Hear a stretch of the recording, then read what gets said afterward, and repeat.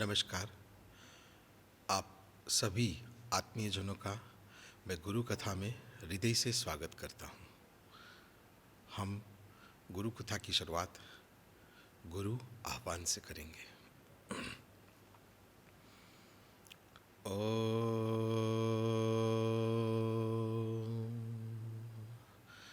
गुरुर्ब्रह्मा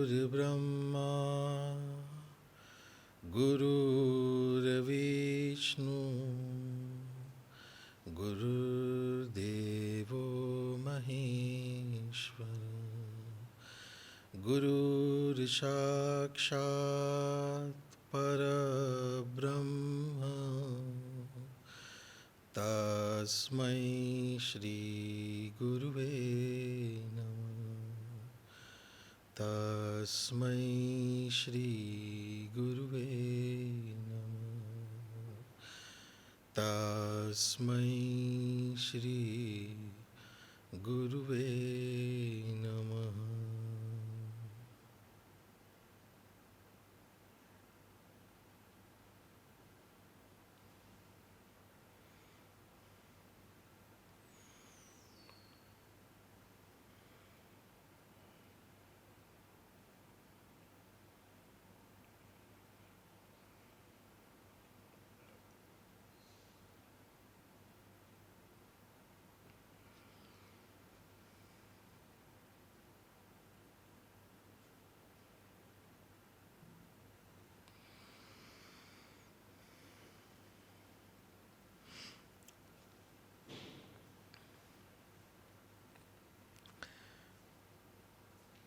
गुरु कथा की शुरुआत हम दो विषयों की महत्व के ऊपर बात करेंगे। पहला विषय जो है वो है गुरु का जीवन में आगमन, और दूसरा जो विषय है वो है गुरु के आगमन से जो घटना घटित होती है, जिसे हम जागृति कहते हैं, जिसे हम आत्मानुभूति कहते हैं, जिसे हम अपने आप से पहचान कराना कहते हैं। वो दो चीज़ें, वो दोनों कितना महत्वपूर्ण है। गुरु से मिलना होता ना, जब भी हम गुरु से मिलते हैं तो जब भी गुरु से मिलते हैं तो ऐसा कुछ नहीं है कि हमारा गुरु से मिलना हो गया। मेरे कहने का मतलब है कि ये कोई ऐसी चीज़ नहीं है कि हाँ कैजुअल जो हो जाता है ना, हाँ गुरु से मिल गए, ऐसा नहीं होता है। जब कभी भी गुरु से मिलना हो, और गुरु से मिलने से मेरा मतलब है बड़ा व्यापक अर्थ है। मिलना माने मैं प्रत्यक्ष रूप से मिलना नहीं कहता हूँ। गुरु जब भी हमें मिले,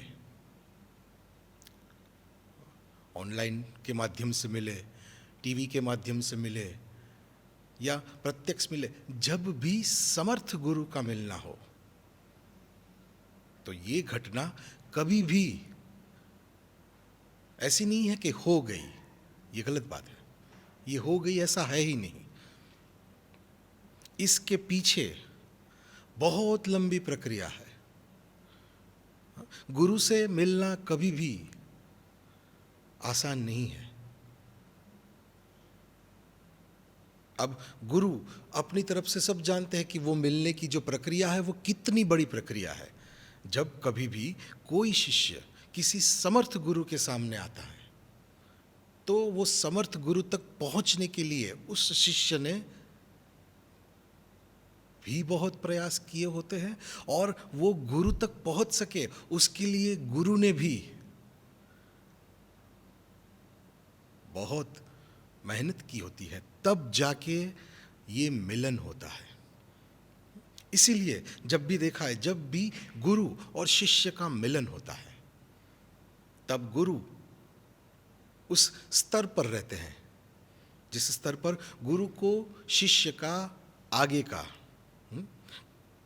शिष्य के पीछे का, और शिष्य इस वक्त वर्तमान में किस स्थिति में है, वो कहाँ से आया है, वो गुरु को सब मालूम है। इसीलिए कई सारे किस्सों में हमने देखा है कि जब भी कभी गुरु का शिष्य से मिलना होता है तो गुरु की आंखों में आंसू आ जाते हैं, क्योंकि गुरु को मालूम है ये वही आत्मा है जो फिर से आ गई, ये फिर से सारे चक्कर लगा के फिर से वापिस यहां पर आ गई। तो गुरु पहचान जाते हैं। इसलिए गुरु की वो होता है ना, वो गुरु के भीतर की वो करुणा वो जाग जाती है शिष्य को देख, माने वो करुणा से भरे हुए है, तो उसे पता चल जाता है गुरु को, इसलिए उस वक्त आंख में आंसू आ जाते हैं। तो और वहां तक पहुंचने के लिए भी बहुत मेहनत करनी पड़ती है, क्योंकि हम किसी सामान्य व्यक्ति से नहीं मिल रहे हैं, हम किसी देहधारी से नहीं मिल रहे हैं। तो अगर हम जिससे मिल रहे हैं या जिस वक्त उससे हमारी मुलाकात होती है, तो वो जो है वो एक विराट शक्ति से मिल रहे हैं, एक परम चैतन्य से मिल रहे हैं। तो क्या वो आसान होगा? क्या लगता है आसान है? आसान नहीं होता है। शिष्य के पूर्व कर्म, शिष्य के पाप कर्म सब कटते हैं, तब जाके कहीं पे गुरु का दर्शन होता है। ये बड़ी ही लंबी प्रक्रिया के बाद शिष्य गुरु तक पहुंचते हैं। तो ये दो पक्ष है, ये शिष्य की तरफ से हुआ, तो शिष्य अनजान है इन सब बातों से। तो ये जो गैप रहता है ना शिष्य और गुरु के बीच का जो गैप, वो गैप यही है कि गुरु को सब मालूम है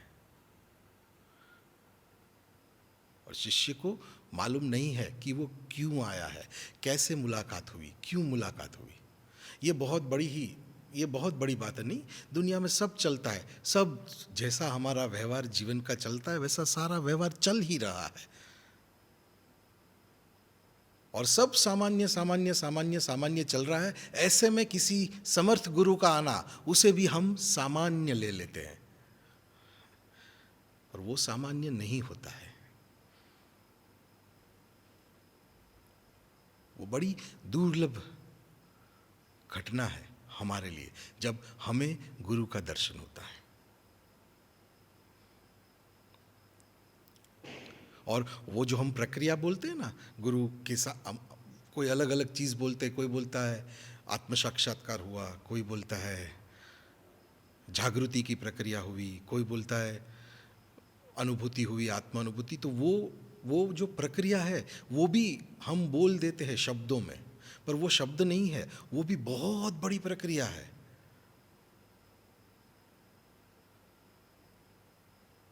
कहाँ पे मिलता है?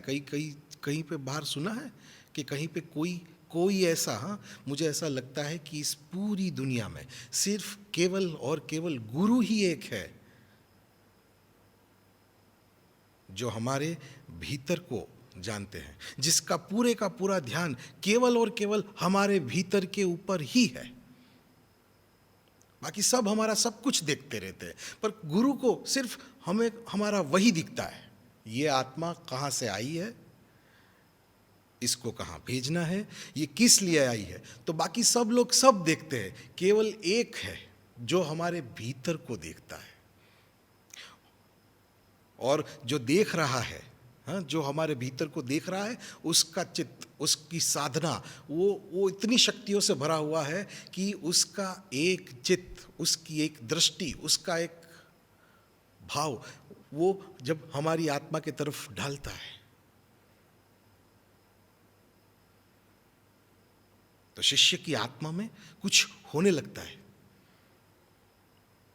तो ये क्या आज तक सुना है कहीं पे? ऐसा हुआ है? नहीं हुआ है ऐसा। तो ये एक असामान्य घटना है। गुरु और शिष्य का मिलना एक असामान्य घटना है। ये जो हम आत्म अनुभूति बोलते हैं, आत्म साक्षात्कार बोलते हैं, ये बहुत बड़ी प्रक्रिया है। इसके तहत गुरु का शिष्य से मिलना होता है। गुरु की दृष्टि, उस महान आत्मा की दृष्टि शिष्य की आत्मा के ऊपर पड़ती है, और फिर वो प्रक्रिया शुरू होती है। कहते हैं ना, हर जो भी समर्थ गुरु इस धरती पे आए हैं ना, वो सारे समर्थ गुरु के जीवन काल में सभी आत्माओं का जो भी है उनके सानिध्य में जो रहे। कहते हैं ना, महात्मा बुद्ध के साथ भी कई सारी आत्माओं जो अपग्रेड हुई, आत्माओं का उत्थान हुआ, ऐसा बोलते हैं, हम सुनते हैं। अब महात्मा बुद्ध से तो बहुत लोग मिले थे,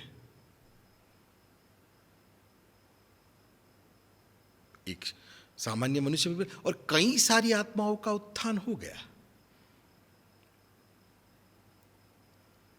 तो कहानी है ना, हमने वो कहानी सुनी है अंगुलीमाल की। बड़ी रोचक कहानी है कि अंगुलीमाल वो जंगल में था, और जंगल में कहते थे कि वो सबका सिर काट देता था और उंगलियां काट के एक माला जैसा बनाता था, और किसी को भी जिंदा नहीं छोड़ता था। कहता था कि उसने अपने माता को भी नहीं छोड़ा था। वो इतनी हद तक वो ऐसा इंसान हो गया था। अब महात्मा बुद्ध को पता चला कि ऐसा कोई इंसान है, और वो वही रास्ते से जाने वाले थे। तो किसी ने रोका, आप मत जाइए। महात्मा बुद्ध ने कहा, अब तो जाऊंगा ही जाऊंगा, अब पता चला है इसलिए तो जाऊंगा ही जाऊंगा।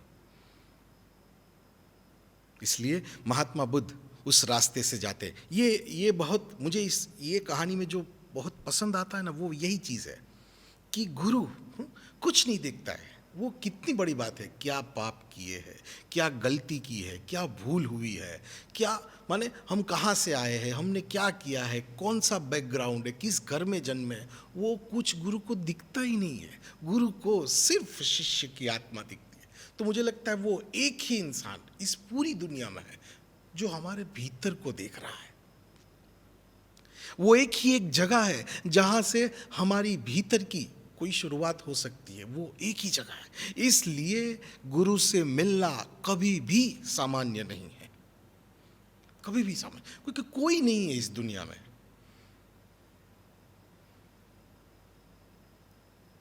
जो उस अंदर को देख सके और उसको उभार सके, उसको निखार सके, उसको बड़ा कर सके।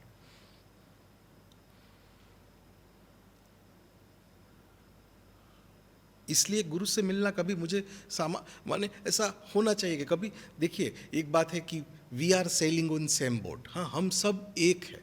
मैं सिर्फ आपको बता रहा हूं, मैं कहने वाला हूं, करने वाला कोई और है, मैं कहने वाला हूं। वक्ता रहता है ना, बताने वाला, पर फिर भी बताने का भी एक आनंद है। मुझे लगता है कि वो जो गुरु से मिलना ना, वो कभी सामान्य घटना नहीं है, किसी भी माध्यम से मिले। वो इस वक्त इसलिए बता रहा हूं कि ये भी जो वक्त चल रहा है ना, इसमें भी एक गुरु समर्थ का मिलना, ये भी कोई सामान्य घटना नहीं है।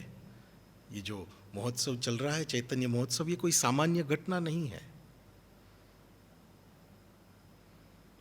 कुछ बदलाव हो रहा है, कहीं पे जाने की संभावनाएं हो रही है। तो ये कतई सामान्य नहीं है। समर्थ के सानिध्य में बैठना ही सामान्य नहीं होता है।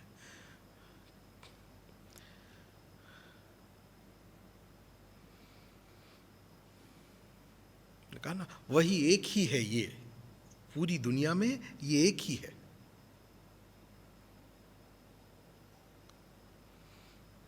जो हम नहीं देख पाते हमारे अंदर, वो देख लेते हैं। वो देख लेते माने वो आत्मा, जहाँ से वो भाव उठता है, वो गुण। हाँ, जहाँ मनुष्य हुआ, हम मनुष्य है तो हमारे गुण क्या है, प्रेम करना, करुणा, ये सब जो है वो मनुष्य के गुण है। तो वो अंदर पड़ा हुआ खजाना है, ट्रेजर, उसको खोल सकता है केवल गुरु ही खोल सकते हैं। वो हमको खुद को मालूम नहीं है कि हमारे अंदर ये पड़ा हुआ है। और ये सब भाव, ये सब गुण, सिर्फ गुण थोड़ी ना, ये थोड़ी ना बातें थोड़ी ना है, ये शब्द थोड़ी ना है, करुणा दया, अरे ये एक प्रकार का भाव है, ये हमारा ही अपग्रेडेशन है। हाँ? ये भाव होना हमारा ही अपग्रेडेशन है।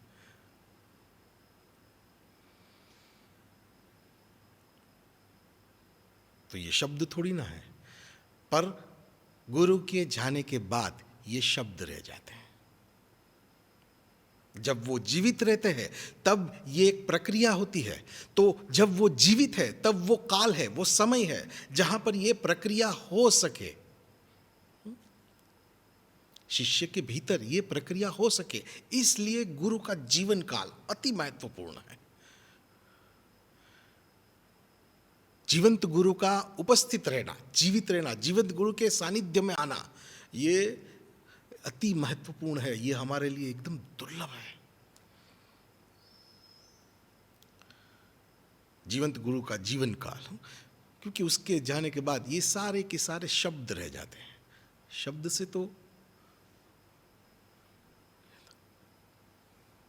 इसलिए जीवंत गुरु का जीवन काल में बहुत ही, वो कहते हैं ना, एक पूरी प्रक्रिया है, वो पूरे वर्तमान में होते हैं। वो पूरी वर्तमान की प्रक्रिया है जिसमें आप वर्तमान में रह सकते हैं, जिसमें हम वर्तमान में रह सकते हैं, क्योंकि वो तो पूर्ण वक्त वर्तमान में ही है।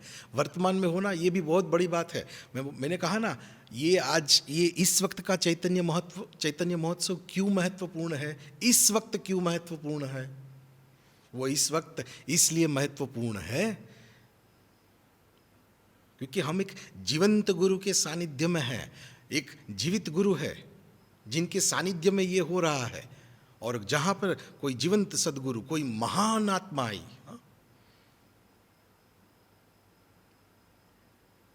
तो वो उनके सानिध्य में रहते रहते रहते रहते हम वर्तमान में आ ही जाएंगे।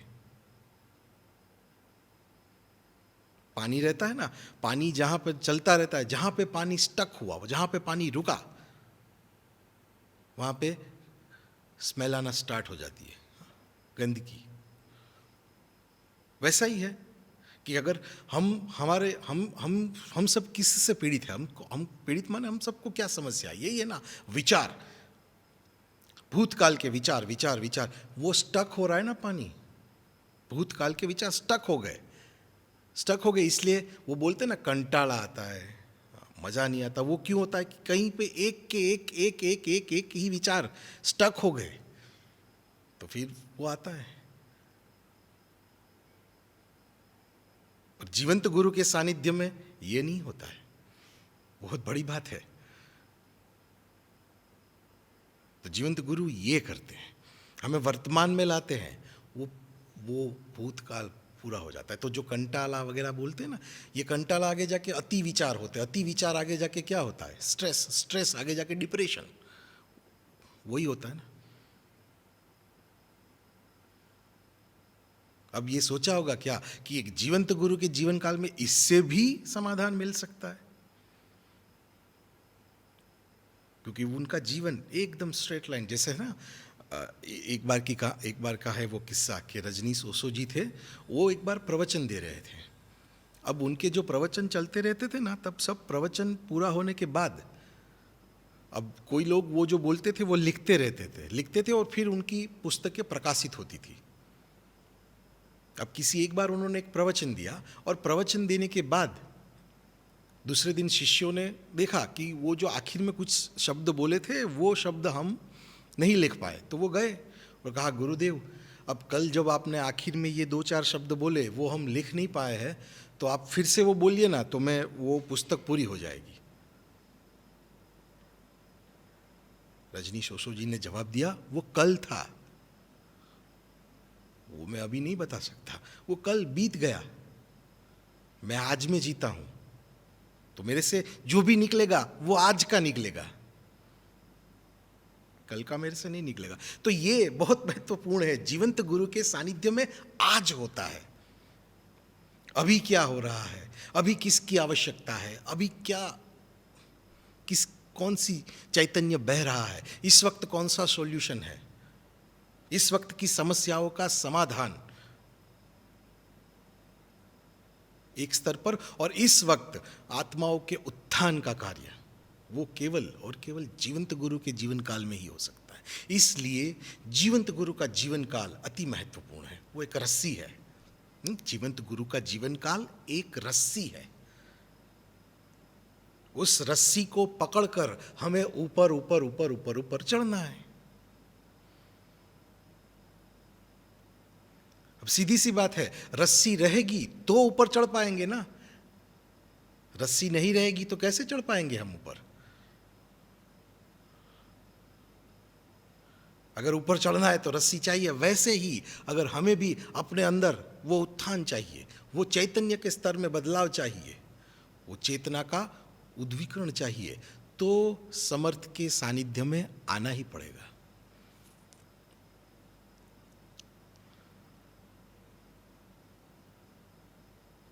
इसलिए गुरु से मिलना, गुरु के साथ होने वाली प्रक्रिया कभी सामान्य नहीं रहती है।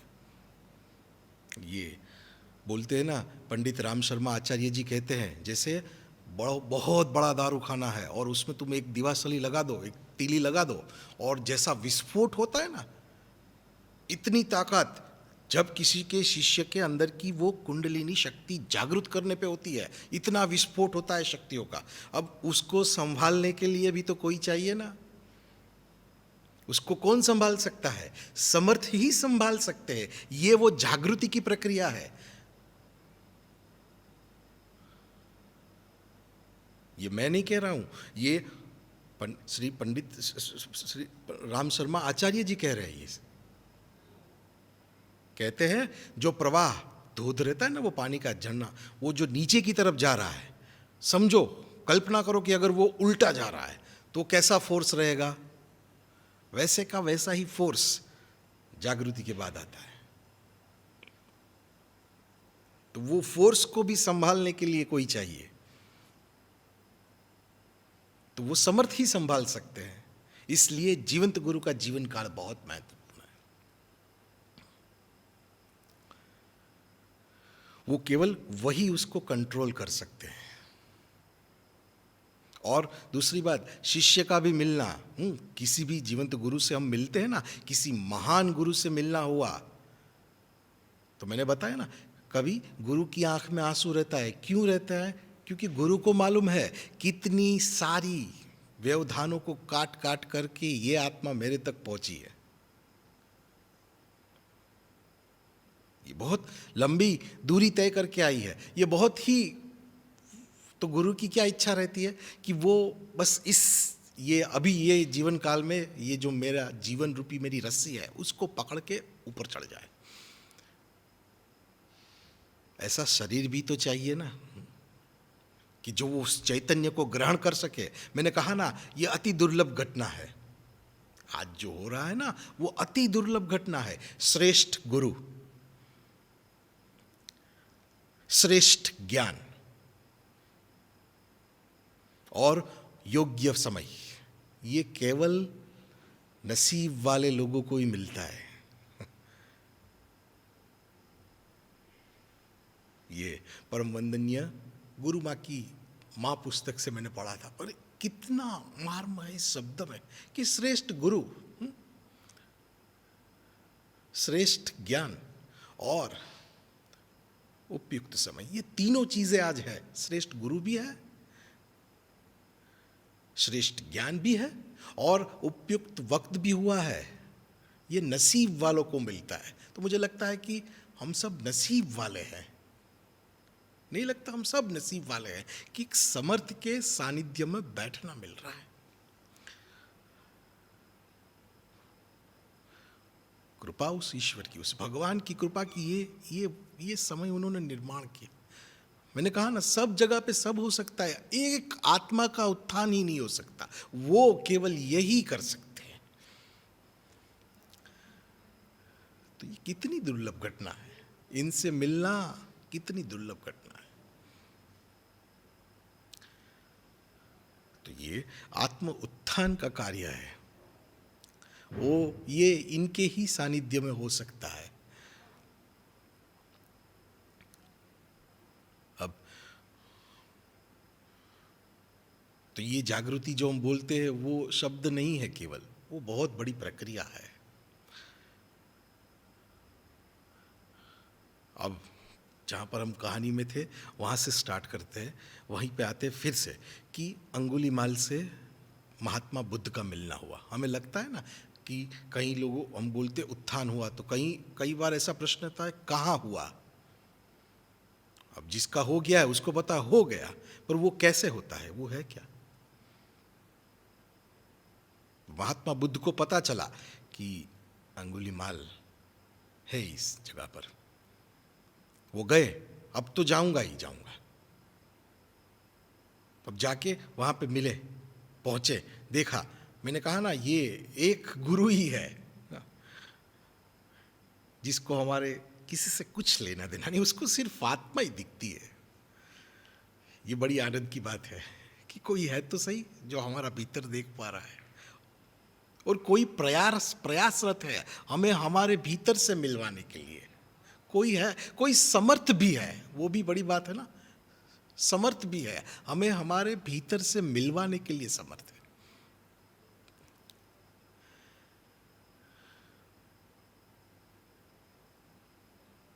तो वो सारे समाधान तो अंगुलीमाल से मिलना हुआ, उससे कहा, वो बोलता है आपको मेरे से डर नहीं लगता है मुझे देख के? बोले नहीं डर लगता है। बोले एक सवाल का जवाब दे। तो बताओ क्या है? वो झाड़ है, वहाँ से वो पत्ता काट के वो जाता है, वहाँ से पत्ता काट के आता है, फिर देता है। तो महात्मा बुद्ध कहते हैं जा ये पत्ता वापिस वहाँ पे चिपका दे। तो वो हंसने लगता है। ऐसा कभी कभी होता है क्या? जो पत्ता झाड़ से टूट गया वो कभी लग सकता है क्या? तो महात्मा बुद्ध कहते हैं वही तो मैं तुझे समझाना चाहता हूं। तू जिसको जन्म नहीं दे पा रहा है उसको मार क्यों रहा है? तू जिसको मार रहा है उसको तू जन्म दे सकेगा? तो उसको हंसी आने लगी कि ये कैसी बातें कर रहे हैं, बेतुकी बातें कर, ये क्या कर रहे हैं। नहीं, उन्होंने फिर से पूछा क्या ऐसा लगता है तुझे? तब जाके उसको वो हुआ क्या, उस शिष्य के अंदर एक फोर्स ऑलरेडी था।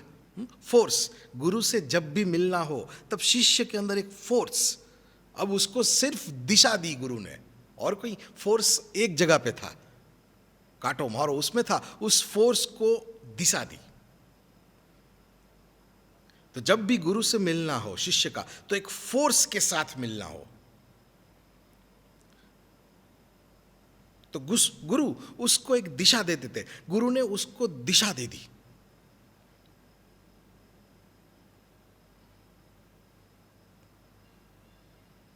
और फिर कहते हैं कि अंगुलीमाल वहाँ पे उनका शिष्य बन गया, भिक्षु बन गया, और एक बार जंगल में जा रहा था और किसी स्त्री को प्रसूति की पीड़ा शुरू हुई, और जैसे ही उसको प्रसूति की पीड़ा शुरू हुई तो उससे सहन नहीं हुआ वो पीड़ा उससे, क्योंकि गुरु का वो गुण है ना, करुणा, दया, वो गुण उसमें भी आ गया था, अंदर मोड़ दिया। गुरु के सामने वो कुछ फोर्स को मोड़ देते हैं। वो फोर्स बहुत जरूरी है, जब गुरु के पास मिलना हो, रहना हो, तो वो भीतर का वो फोर्स हो। इसीलिए एक प्रेमी व्यक्ति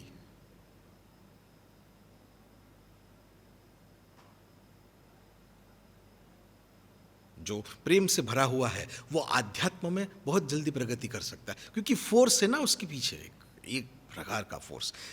आदि गुरु शंकराचार्य कहते थे, जो भी शिष्य, कोई घटना है, किसी एक बार एक शिष्य ने पूछा था कि आप मुझे अपना शिष्य बनाएंगे? तो बोले तुझे किसी से प्यार है क्या? तो बोले किसी से भी प्यार नहीं है, मुझे किसी से प्यार नहीं, कोई पसंद। तो बोले तो थोड़ा कठिन है।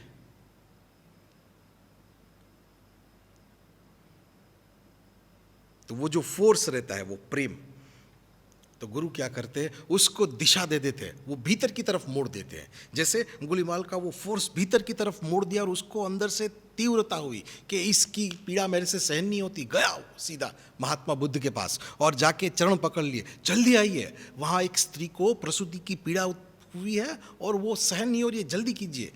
महात्मा बुद्ध उस वक्त कहते, अगर तूने कोई पाप नहीं किया है तो तू ही जा। तो बोले वो सब बातें छोड़ो, अभी आप उठो और जल्दी मेरे साथ चलो, वो वहाँ पे वो प्रसूति की पीड़ा वो सहन नहीं हो रही। तो उन्होंने बोला, मैंने क्या बताया, तूने कोई पाप नहीं किया है तो तू जा, तू मदद कर सकता है। अब वो करुणा, वो दया, वो फोर्स सफाई कर देता। तो वो गया वहाँ पे और जाके उसने उस वक्त कुछ नहीं देखा कि मैंने क्या किया, क्यों किया, कुछ नहीं, सीधा उसके अंदर वो भाव था। गुरु ने उस भाव को मल्टीप्लाई कर दिया, उसको, उस फोर्स को बड़ा कर दिया। वो गया और जहाँ पे, वहाँ पे जाके उसने वो प्रसूति करवाई उस स्त्री की।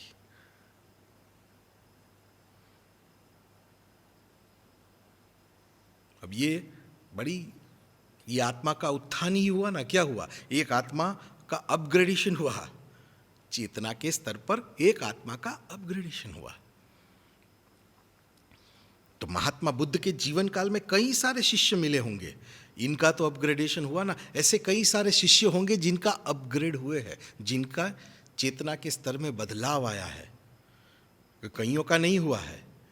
तो मेरा बताने का क्या मतलब है, जो कहते हैं ना कहाँ हो रहा है, हो तो रहा है। वैसा ही ये एक वक्त है, ये जो वक्त है ना, ये एक ऐसा ही वक्त है।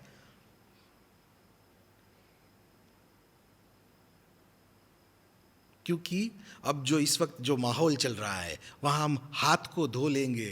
हाँ, जो महामारी चल रही है उसमें हाथ को धो लेंगे, मास्क पहन लेंगे। मैं ये नहीं बताता कि ये तो सब करेंगे ही, पर इससे भी ज़्यादा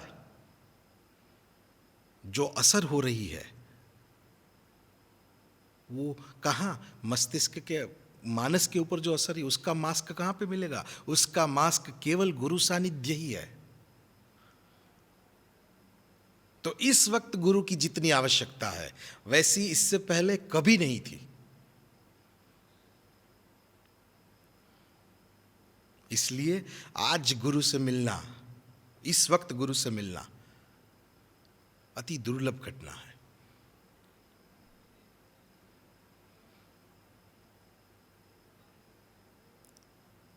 तो वो गुरु से मिलने की जो मैंने बताया ना, ये दो प्रक्रियाएं हैं। एक तो वो जागृति कितना महत्वपूर्ण है और एक तो वो मिलना।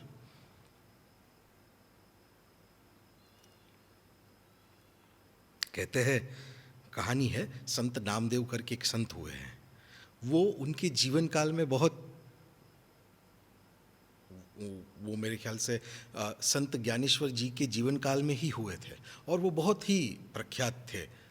उनके जीवन की एक कहानी है, वो जब छोटे थे तब वो अपने, उनके पिताजी थे, वो घर में पूजा पाठ करते थे और विट्ठल को दूध चढ़ाते थे, उनका नित्य क्रम था।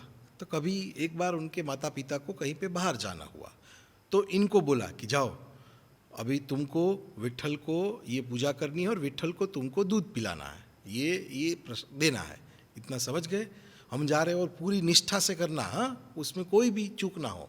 वो बोला ठीक है, आप चिंता मत कीजिए, मैं पूरी निष्ठा से करूँगा। उसी निष्ठा से उन्होंने वो शुरू किया।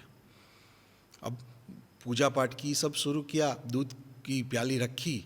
अब वो तो छोटे बच्चे थे, संत नामदेव उस वक्त कुछ 12 साल की उम्र रही होगी, तो वो छोटे थे। तो देखा दूध नहीं पिया, तो वो लगा मैंने दूध दिया और ये भगवान ने दूध पिया नहीं, ऐसा कैसा हो, मेरे में ही कोई खामी है, दूध क्यों नहीं पिया?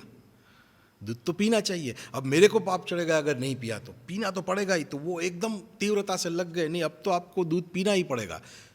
वो हठ पकड़ ली, बाढ़ हठ। वो बैठ गए वहाँ पे पलाठी मार के, पीना ही पड़ेगा, पीना ही पीना। 1 दिन 2 दिन 3 दिन तक वो वहाँ से हटे नहीं। और कहते हैं कि विट्ठल को साक्षात आना पड़ा और उनका दूध पिया।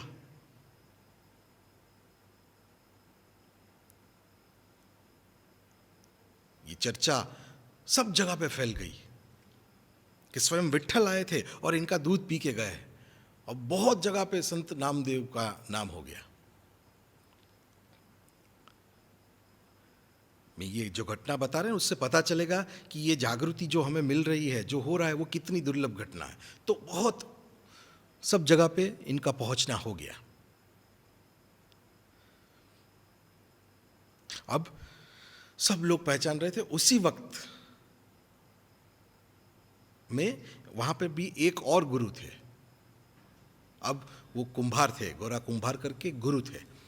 अब वो मटके बनाते थे, वैसा काम कर, मटके बनाते बनाते बनाते भी वो उस वक्त उस परम चैतन्य से मिल गए।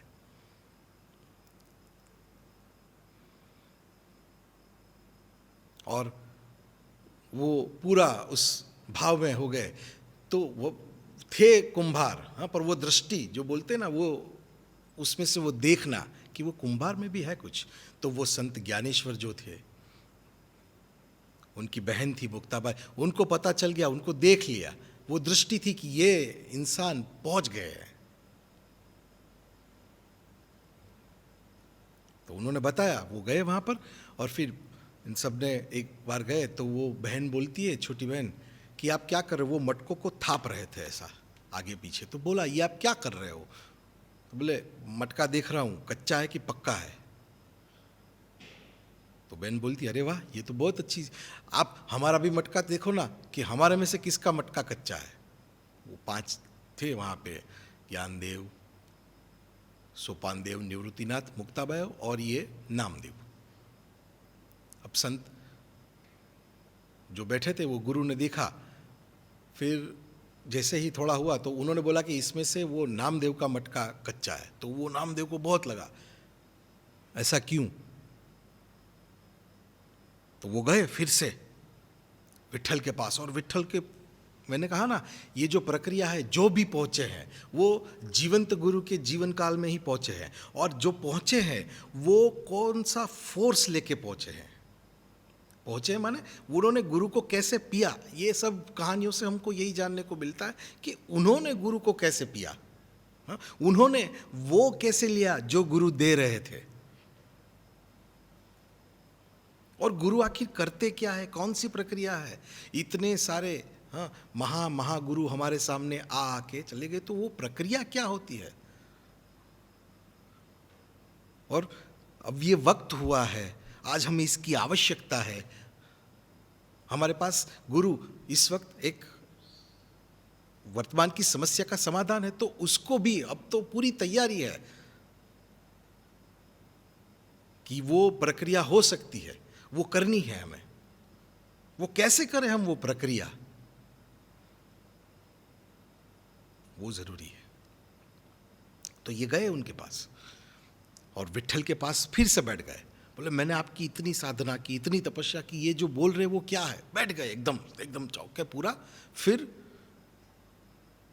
विट्ठल आए, कहते विट्ठल आए और उन्होंने बोला, ये बोल रहे मेरा घड़ा कच्चा है। बोले, हाँ सही है, पर आप तो मुझे मिले हैं, तो वो भी सही है। मैं तुम्हें साक्षात्कार मेरा तुम्हें हुआ है, वो भी सही है, पर घड़ा कच्चा है, वो भी सही है। मैंने बताया ना, ये जीवंत गुरु, हम बोलते रहते हैं गुरु गुरु, ये गुरु तत्व एक ही है। शरीर बदल रहे हैं, तत्व एक ही है। जिसने तत्व को पकड़ा उसको पता चल जाएगा कि ये वही है जिसकी मुझे प्रतीक्षा थी, ये वही है जिसकी मैं तलाश कर रहा था। अब जिसने वो तत्व को पकड़े, कैसे? वो तत्व को पकड़ने के लिए वो तीव्रता, वो उत्कंठा, वो खिंचाव।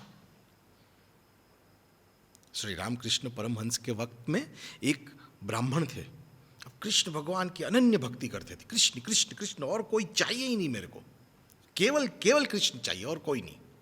ये मुझे बहुत ही अच्छी लगती है ये घटना, बहुत। अब कृष्ण कृष्ण कृष्ण कर रहे थे, और एक बार उनको वो श्री रामकृष्ण परमहंस को पहचानते भी नहीं थे, और उनको श्री रामकृष्ण परमहंस दिख गए। वैसे ही दिखे, मैं जो कृष्ण को जो प्राप्त करना चाहता वो यही है। दौड़े, हाँ, दौड़े और गए। श्री रामकृष्ण परमहंस बैठे थे एक जगह पे, एक गद्दे पे ऐसे बैठे थे, और जाके पकड़ लिया उनके पैरों को कि आपके माध्यम से मुझे भगवान कृष्ण मिल गए, आपके माध्यम से मुझे भगवान कृष्ण मिल गए। एकदम रामकृष्ण परमहंस वहीं पे बैठे थे। अब उन्होंने अपने शिष्य को कहा, देखो मैंने कहा था ना, जिसको इस वक्त परमात्मा चाहिए, जिसको इस वक्त भगवान चाहिए, मेरे से ही मिलेगा, क्योंकि मैं ही गेटवे हूं। इस वक्त वर्तमान का माध्यम मैं ही हूं। देखो आया ना, ढूंढ, तत्व को पकड़ा इसने, आया ना मेरे तक। जो राम है वही कृष्ण है, और वही आज श्री राम कृष्ण है।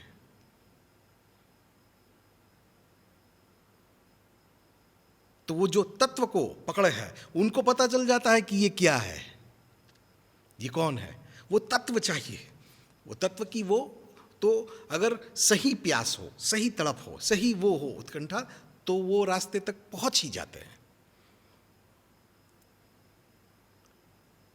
तो उस वक्त वही माध्यम थे। अब लोग श्री रामकृष्ण परमहंस को पागल ठाकुर कहते थे।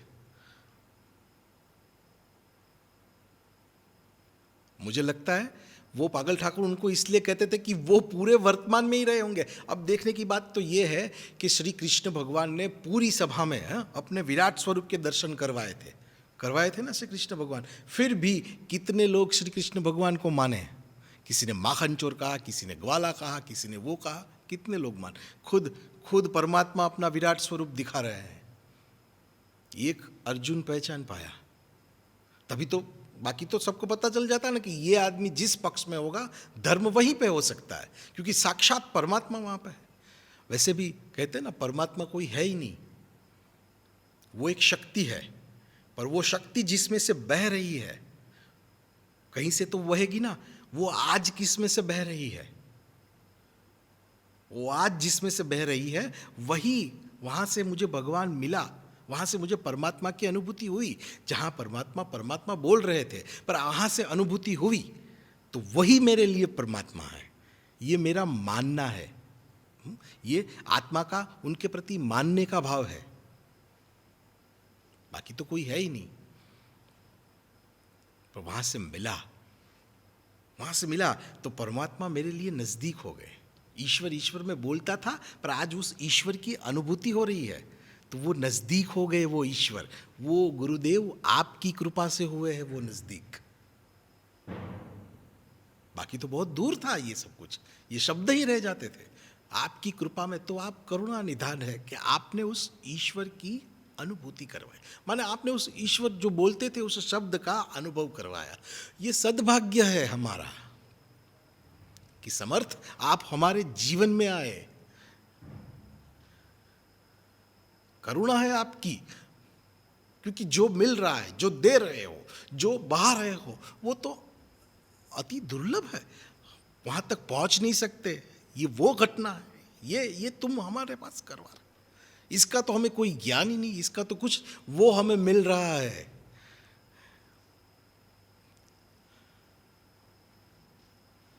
जो प्राप्त करना हमारे लिए अति दुर्लभ था, तो ये जो मिल रहा है तो अब क्या रहेगा हमारा उसके प्रति भाव? यही रहेगा ना, आपकी करुणा मेरे ईश्वर, आप हमारे भगवान, आपकी करुणा, आप आए, आपके चरणों में हमारा कोटि कोटि वंदन मेरे ईश्वर। यही भाव रहेगा एक शिष्य का अपने गुरु के प्रति। और ऐसे भाव से कर भी क्या रहे, हम जुड़ ही रहे हैं ना उनसे। जुड़ना तो है, करना तो वही है, हमें उनसे जुड़ना तो है, क्योंकि इनसे जुड़ना तो पड़ेगा ही।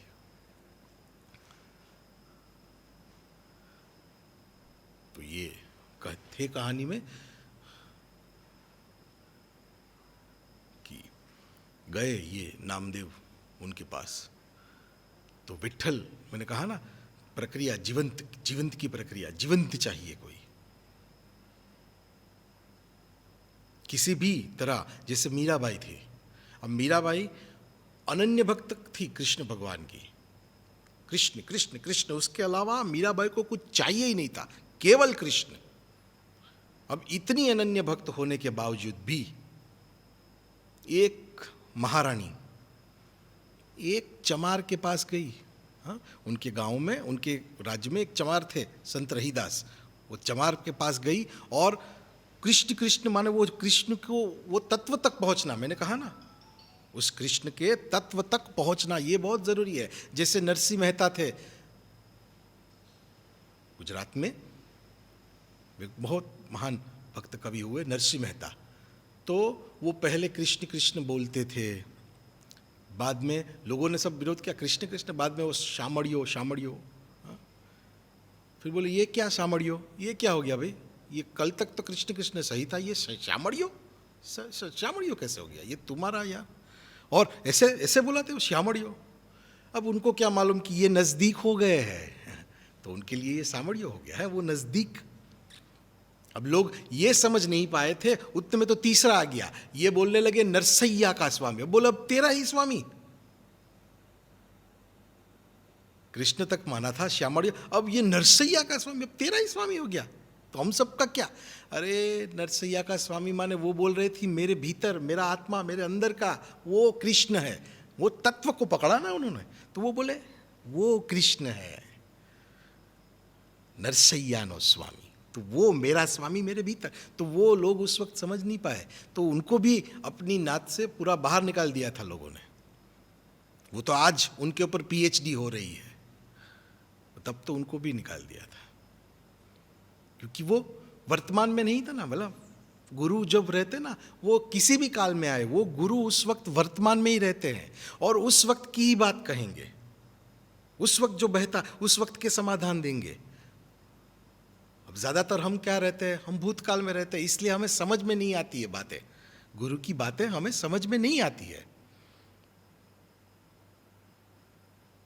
कि वो भूतकाल में रहते हैं इसलिए। और गुरु जो बोलते रहते हैं ना शब्द, गुरु जो शब्द बताते रहते हैं, गुरु का हमने कई बार ये अनुभव आया होगा कि गुरु जब बोलते रहते तो हमको ऐसा लगता है ये तो हमने सुना है, गुरुदेव के पास ये तो हमने सुना है, ये तो सुन, पर शब्द नहीं है गुरु। हाँ समझिए, गुरु वो शरीर है ही नहीं, वो तो आत्मा है।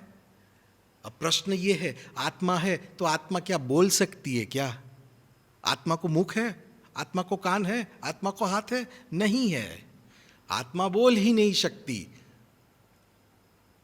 तो आत्मा, और ये तो एक महान आत्मा है, महान आत्माओं का समूह है, तो ये जो कहेगी वो शब्द होगे नहीं, वो चैतन्य बहा रहे हैं, शब्द है ही नहीं। ये भ्रमणा है कि शब्द है, वो चैतन्य बहा रहे हैं। और जब तक उस शब्द के पीछे का चैतन्य हम अनफोल्ड नहीं करते, खोलते नहीं, उस शब्द के पीछे का जो चैतन्य है वो खोलते नहीं हम जब तक, तब तक हमको ऐसा लगता है गुरु एक का एक शब्द बोल रहे हैं, एक का एक शब्द बोल रहे हैं। जैसे थे ना महाराष्ट्र में मुक्तानंद बाबा और नित्यानंद बाबा, नित्यानंद बाबा और मुक्तानंद बाबा दो गुरु शिष्य हुए। अब कहते हैं कि नित्यानंद बाबा बहुत कम बोलते थे और मुक्तानंद बाबा को से तो बहुत ही कम बातें हुई है उनकी।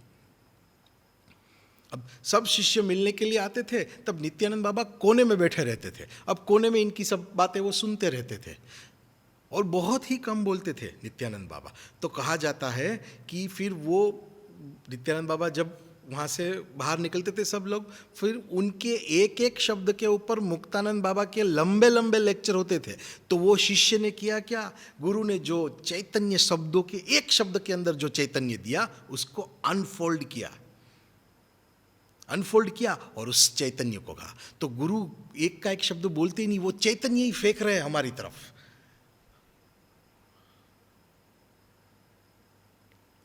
फेंक रहे हैं। और जब तक उसको अनफोल्ड नहीं करेंगे, वो चैतन्य हम रिसीव नहीं करेंगे, तब तक ऐसा लगेगा कि शब्द ही चल रहे, बाकी गुरु बोलते ही नहीं है, गुरु से बोला ही नहीं जाएगा, असंभव बातें हैं ये सब बातें। जैसे ये बाबा जी, जिसे हम श्री शिव कृपानंद स्वामी महाराज कहते हैं ना, बाबा जी, वो हिमालय में 16 साल की उनकी साधना तपस्या हुई है, वहाँ पर उनके गुरुओं के साथ उनको हिमालय में तपस्या उनकी चली। अब देखिए, हमें कभी भी थोड़ा अच्छा बहुत ध्यान लगता है तो भी हमको ऐसा नहीं लगता कि कोई हमको बुलाए, या किसी के साथ बात करने की इच्छा नहीं होती है कभी भी। अब नेचर में भी चलो ध्यान नहीं छोड़ देते, नेचर की बात करते, नेचर में गए और पहाड़ देखे तो कितनी देर तक देखते रहते हैं हम, उसमें भी कोई बोलता है तो ऐसा लगता है थोड़ी देर इसका, क्यों? क्योंकि गए भीतर ना, इसलिए। अब आत्मा तो बोलती नहीं है, आत्मा को मुख कहाँ है, शांति, मौन कहते हैं ना, मौन हो गया। जैसे श्री रमण महर्षि थे, अब किसी ने उनको एक बार कहा कि आपका प्रवचन रिकॉर्ड करना है, तो बोले ठीक है लाओ, आके रेडियो उनके सामने वो रिकॉर्डर रखा और ये बैठ गए, कुछ बोले नहीं। एक आध घंटे के बाद सबने पूरा किया, हो गया प्रवचन। यही मेरा प्रवचन है, मौन ही मेरा प्रवचन, क्योंकि वो तो चैतन्य ही बहा सकते हैं। तो चैतन्य कहाँ कहाँ उनके शब्द होते हैं, वो तो बहता है। तो वैसे ही बाबा जी को भी उनके गुरु ने वो चैतन्य ही दिया है, वो शब्द तो है ही नहीं कोई। और मैंने कहा ना, उस अवस्था में हमें कोई नेचर में बुलाए तो भी हमको अच्छा नहीं लगता है। तो बाबा जी तो इतने साल वहाँ पर रहे हैं, आप सोचिए, वो हिमालय की कंदराओं में जहाँ हम कल्पना भी नहीं कर सकते वैसी जगहों पे वो रहे हैं। वो हम आगे बात करेंगे कैसे पहुँचे। पर ऐसी जगह पर रह के बाद, उच्च अवस्था प्राप्त करने के बाद ध्यान में बोलने की इच्छा नहीं रहती, तो ये तो समर्थ के सानिध्य में रहे तो कैसे बोला जा सकता है? बोला ही नहीं जा सकता। फिर भी बोला जा रहा है, तो सीधा सा गणित है, बोल नहीं रहे हैं, चैतन्य ही बह रहे हैं, चैतन्य ही बह रहा है।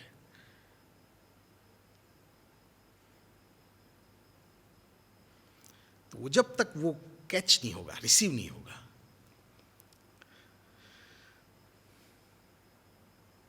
तो हम थे कि मीराबाई के किस्से में थे हम, कि मीराबाई गई चमार के पास, चमार के पास गई और वहां पे जाके वो कृष्ण तत्व को पकड़ा और जाके कहा, पहुंच गई। फिर बोलना भी नहीं पड़ता ना शिष्य और गुरु का। फिर वो तीव्रता के साथ वो जब उन गुरु के सामने आई, ये जो शब्द की भाषा रहती है, ये जो भाषा रहती है, उसमें शब्द कहाँ रहते हैं? वो तो एक तीव्रता रहती है। तो सामने तो तीव्र खड़े ही है, वो तो हमारे लिए ही खड़े हैं, तो वो तो तुरंत तीव्रता को पहचान जाते हैं कि ये कौन सा भाव लेके आए, ये कौन सी तीव्रता लेके आया है। तो वो मीराबाई गई उनके सामने और गुरु को कुछ कहना नहीं पड़ा। अब फिर गुरु की प्रक्रिया क्या रहती है उससे कोई मतलब नहीं रहता, वो तीव्रता महत्वपूर्ण है। फिर प्रक्रिया गौण बन जाती है, फिर क्रिया गौण बन जाती, फिर होता है, घटित होता है फिर। और फिर रहीदास जी ने, चमार थे तो वो चमड़ा पानी में रखा और ऐसा पानी उनके मुंह पे छिड़क दिया और जागृति हो गई। तो इतने सिद्ध तक पहुंची मीराबाई को भी गुरु के पास आना पड़ा। जीवंत प्रक्रिया है, इसके लिए जीवंत चाहिए ही चाहिए।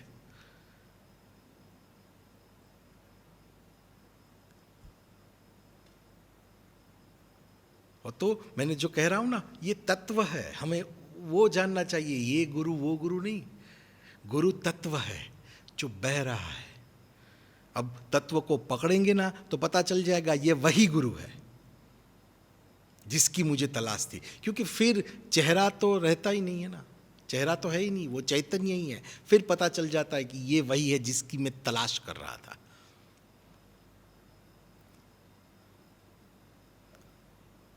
तो वो जो गैप रहता है, वो गैप मीराबाई जैसी तीव्रता से शायद कम हो सकता है।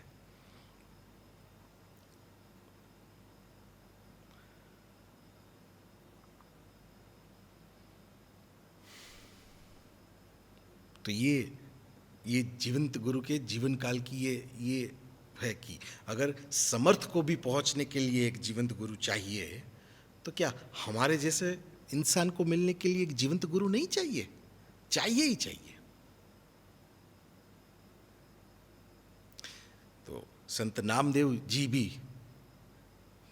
भगवान विट्ठल थे कहानी में, कि भगवान विट्ठल के पास थे और विट्ठल ने कहा कि ये भी सही है कि मैं तुझे मेरा साक्षात्कार हुआ, और ये भी सही है कि कच्चा गड़ा है। गए वो वापस सीधे गोरा कुंभार के पास, गुरुदेव के पास। उनको बोला कि मुझे, अब ये बहुत जानने वाली और समझने वाली बात, वो बोले अब मैं क्या करूं, मुझे कैसे मिलेगा? तो बोले अब तुम्हें चाहिए तो गुरु के पास जाओ। गुरु है? तो बोले हाँ गुरु तो है, मुझे मेरे पास गुरु है। रहता है ना, हम हमें भी कोई पूछते गुरु है तो हम बोला हाँ गुरु तो है। पर गुरु को मानना, हाँ, गुरु को जानना और गुरु को मानना, इसके पीछे का बहुत बड़ा भेद है। जान तो लिया कि ये गुरु है, पर उनको मानना, ये इसके पीछे का गैप है। ये गैप कम करना पड़ता है, मानना। क्योंकि जब तक मानेंगे नहीं तब तक वहां से वो चैतन्य नहीं आएगा ना। और मानना तो फिर से वही से होता है, भाव से होता है, हृदय से होता है। तो ये गए, बोले गुरु तो है, तो बोले गए उनके गुरु के पास। और उनके गुरु के पास गए तो वो उनके गुरु थे, वो पैर पे पैर चढ़ा के ऐसे बैठे थे और उनके पैरों के नीचे शिवलिंग था। तो इनको लगा कि ये क्या है, ये कैसी अभद्र सी बात है, पैरों के नीचे शिवलिंग लगा के रखा है। तो इनके गुरु बोलते हैं, बेटा जरा थोड़ी उम्र हो गई, मेरी मदद करेगा, ये पैर मेरे जरा वहाँ से हटा के दूसरी तरफ रख देना। गुरु पहचान गए। वही तो मज़ा है, गुरु को सब पता चलता है कि अंदर क्या चल रहा है, शिष्य के अंदर क्या चल रहा है वो सब पता चलता है। तो ये योग रहता है कि अगर उस तीव्रता के साथ गुरु को मिल गए तो वो काम हो गया। तो ये जो सारे जो ये किस्से हैं ना, वो हमें सिखाते हैं कि हमें इन समर्थ के सामने किस अवस्था में बैठना है। बैठना है माने किस अवस्था में जाना है। तो ये हमारे लिए एक प्रेरणा बनती। मैंने बोला ना, we are sailing on same boat, हम सब साथ में हैं। मैं सिर्फ बता रहा हूँ, कहने वाला हूँ, करने वाला कोई और है। निमित्त बोलते हैं ना, मैं सिर्फ कहने वाला हूँ। तो ये जो है वो चाहिए, ये सिर्फ।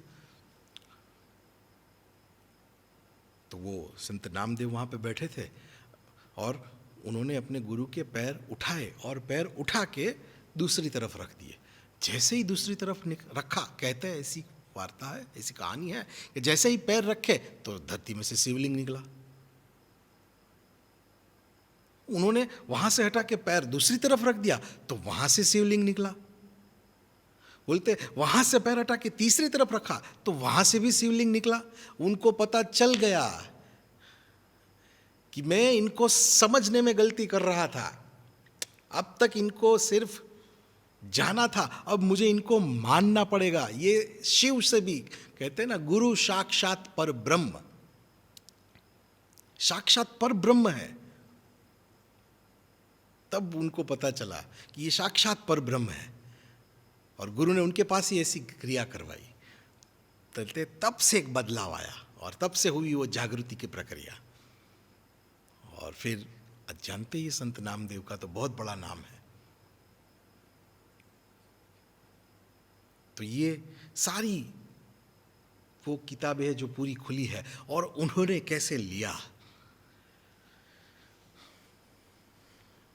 तो ये हमारी मानने की बात है, ये हमारी भ्रमणा है कि ये मेरे गुरु और ये उसके गुरु। ऐसा होता ही नहीं है कभी। गुरु ऐसे तेरा गुरु मेरा गुरु नहीं होता है। गुरु का एक पूरे का पूरा एक प्लान है। गुरु पूरे का पूरा तत्व है, वो बह ही रहा है। अगर उस फोर्स से मिले ना तो ही पता चलेगा कि ये मैं इनके पास क्यों आया हूँ, इनके पास आने का मेरा उद्देश्य क्या है।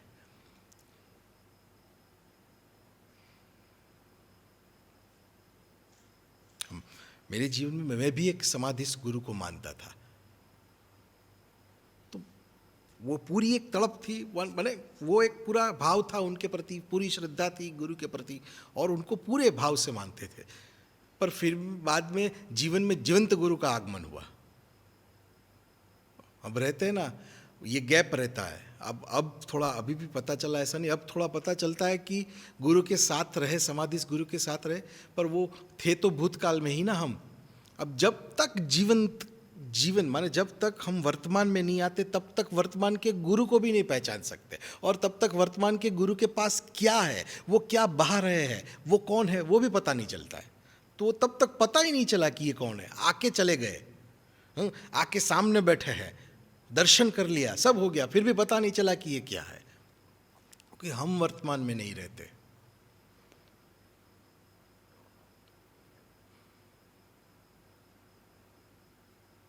फिर अंदर से वो समाधिस्थ गुरु को बहुत प्रार्थना हुई। अब देखो ये रहता है ना, मैंने कहा ना, गुरु से मिलना कभी भी सामान्य घटना नहीं है, कभी भी नहीं है। बार बार मिलना होता है, बार बार आत्मा को इच्छा होती है कि गुरु से जाऊं, गुरु से मिलूं। गुरु से क्यों होती है? इसलिए कि आत्मा पहचान जाती है। ये वही है, वो अंदर से जो बैठा है ना, उसको पता है कि ये कौन। पर हम पूरे भूतकाल में रहते हैं, इसलिए वो क्लैशेस होते रहते हैं। जब तक पूरा पाइप तो रहेगा वर्तमान, जब तक पूरा हम धुलते नहीं है, साफ नहीं होते पूरे, तब तक वो भाव का गुरु के प्रति वो भाव का दरिया, वो माने जब तक पूरे के पूरे उसके प्रवाह के साथ अपना प्रवाह जॉइंट नहीं होगा तब तक तो पता ही नहीं चलेगा कि ये कौन है।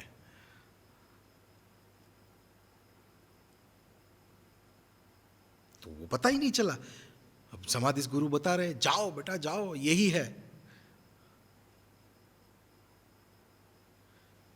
तो आत्मा को पता चल जाता। वैसे ही मैंने कहा ना कि हमारा जो मिलना हो रहा है गुरु से वो कतई ही सामान्य घटना नहीं है। समर्थ गुरु के सामने पहुंचना तो कतई ही सामान्य घटना नहीं। गुरु के पास पहुंचना कतई ही सामान्य घटना नहीं।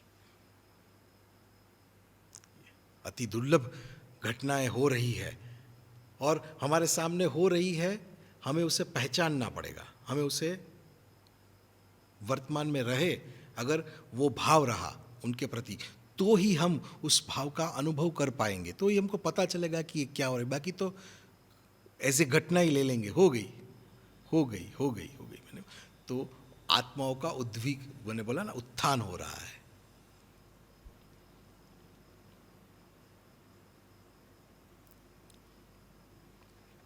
अब आज एक ऐसे ही समर्थ गुरु के पास हम पहुंचे हैं। मैं ये नहीं कहता हूं कि नहीं, बहुत सारे जीवंत गुरु और भी हैं, पर जिनको मैं पहचानता हूं मैं आपको उसके बारे में बताऊंगा। जहां से मुझे अनुभव हुआ मैं उसके बारे में बताऊंगा। तो इनके जीवन से और कुछ नहीं, इनके जीवन से यही पता चलेगा, इनके जीवन से कि किस तरह हमारे सामने ये गुरु पहुंचे, उसके पीछे की कौन सी साधना है, कैसी साधना इन्होंने की होगी कि तब जाके ये सब हमारे तक पहुंचा। पर ये कैसे बना, ये जरूरी है ना। और उनके जीवन में से बहुत कर सीखने को मिलेगा। सीखने को ये मिलेगा कि हम कैसे इस मार्ग पे जाए और कौन सी वो अवस्था लेके जाए जिस अवस्था से हम उनसे जुड़ सकते हैं। तो बाबा जी को अपने जीवन में बचपन से ही एक तलाश थी। बचपन से ही पता था कि मैं एक शुद्ध आत्मा हूं, मैं एक पवित्र आत्मा हूं। मैंने कहा ना, हमारा और इन महान आत्माओं का एक अलग रहता है। इनको बचपन से ही पता है कि इनके जीवन की उनकी क्या है, उनकी भीतर उनको जो करना है वो क्या है, क्या करने के लिए आए हैं। तो वो उसमें ही रहते हैं। तो बाबा जी को बचपन से पता था, एक मंत्र, एक जाप उनके अंदर भीतर से चलता था, मैं एक शुद्ध आत्मा हूं, मैं एक पवित्र आत्मा हूं। ये उनको भीतर से मालूम था। माने पिछले जन्मों की साधना है ये, ऐसे ही कोई सीधा समर्थ सामने नहीं, पिछले जन्मों की साधना। ये बाबा जी की साधना है। वही साधना तो दिख रही है, वही साधना तो उनके भीतर से चल रही थी। और धीरे धीरे बाबा जी को जानने की इच्छा हुई। अब उनकी नानी जी थे, उनसे उनको जानने को मिला, पहचान समझने को मिला कि परमात्मा जिसे मैं प्राप्त करना चाहता हूँ वो एक अविनाशी शक्ति है, वो कोई व्यक्ति नहीं है। वो कल भी थी, वो आज भी है और वो आने वाले कल में भी रहने वाली है। इसका मतलब वो आज मुझे चाहिए तो कोई आज का होगा तो मुझे मिल पाएगी। वो कोई आज का गुरु चाहिए, अब का गुरु चाहिए। मैं कैसे प्राप्त करूं? ये सब बड़ी बात नहीं रहती है। एक छोटा बच्चा ऐसी बातें करे तो मुझे ये सब बातें लगती है कि ये आत्माएं प्रिपेयर रहती है ना, वो सब तैयारी करके आई है। इसलिए तो ऐसी बातें हो रही। कहते हैं कि बाबा जी को उनके दोस्त जो सर्कल में थे, वो उनकी उम्र में, तब बाबा जी बताते कि मेरा उनसे बहुत ज़्यादा मिलाव जुलाव नहीं रहता था, क्योंकि मेरी जो विचार की जो थी पद्धति वो उनसे अलग थी। इसलिए ज़्यादातर किसी से मिलना वो नहीं हुआ। क्यों नहीं हुआ? क्योंकि सामान्यतः मनुष्य क्या सोचेगा, सामान्य बच्चे को क्या सोचेगा? सामान्य बच्चा रहेगा तो वो क्या सोचेगा? वो तो वही सोचेगा, ये मार्क्स लेना है, वो करना है, ये करना है, आगे बढ़ना है, डॉक्टर बनना है, वो बनना है। अब बाबा जी को उल्टा है, उनको ऐसा कुछ भी नहीं था। हाँ, उनको तो भीतर से एक ही प्यास थी, वो एक शुद्ध आत्मा हूँ, मैं एक पवित्र आत्मा हूँ, और मुझे वो, तो वो कैसे मैच होंगे? सेट ही नहीं होगा ना वो सामान्य मनुष्य से। जैसे श्री रजनीश ओशो जी थे, तो उनको उनके गांव में जहाँ पे थे ना, तो उनके गांव में एक बहुत मास्टर जी थे, वो उनके साथ ही, वो उनकी एज से बहुत बड़े थे, उनके साथ उनकी दोस्ती रहती थी, क्योंकि बाकी के साथ तो वो पता ही नहीं चलेगा। अब उनके गांव में एक और भी गुरु आए थे, एक मग्गा बाबा करके एक गुरु थे, उनके साथ उनका बैठना रहता था। अब वो मग्गा बाबा किसी से बात नहीं करते थे, और वो भाषा भी ऐसा बोलते, बल्ला बल्ला बल्ला, कुछ पता नहीं चलता, पर जब ये आते थे तो इनके साथ पूरी भाषा में बात करते थे। अब वो जब गांव छोड़ के गए ना, तब रजनीश ओशो जी बताते, अब मैं किसके साथ बात करूंगा, कोई तो नहीं है, क्योंकि एक आत्मा पहले से ही आत्मा ही बन के आई है, तो एक आत्मिक ही चाहिए ना जिसके साथ मेरा कुछ कनेक्शन हो सके। ऐसा ही कुछ बाबा जी के साथ, तो कोई तो है ना, किसके साथ बात करें, क्योंकि वो उनकी आत्मा का जो है, वो आत्मा का स्तर है, तो ये उनके अंदर भीतर ये चलता रहता था। तो वो जीवंत गुरु की नानी जी ने बताया कि उसके लिए आत्म साक्षात्कार प्राप्त करना पड़ेगा, और इसके लिए मेरे पास तो समय नहीं है, तुम छोटे हो, अब तुम अभी से प्रयास करो तो शायद बड़े होकर तुम्हें मिल जाए। तो ये बोले, ठीक है, अगर मुझे आगे जाके परमात्मा मिला तो मैं आश्वासन देता हूं नानी कि मैं परमात्मा सबको बांटूंगा।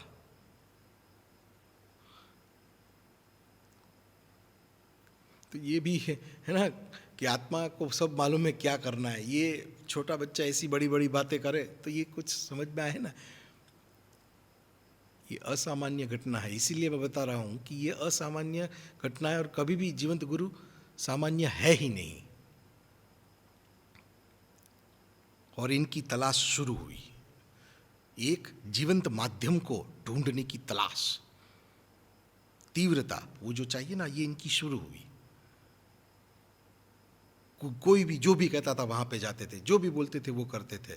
एक बार बताते अपने दोस्तों के साथ जंगल में गए, जंगल में पता चला कि कोई एक साधु महाराज आए हैं, और वो साधु महाराज, तो ये क्या, कहाँ पे साधु महाराज ढूंढेंगे, ऐसे ही ढूंढेंगे ना कि वही हमको बता पाएंगे।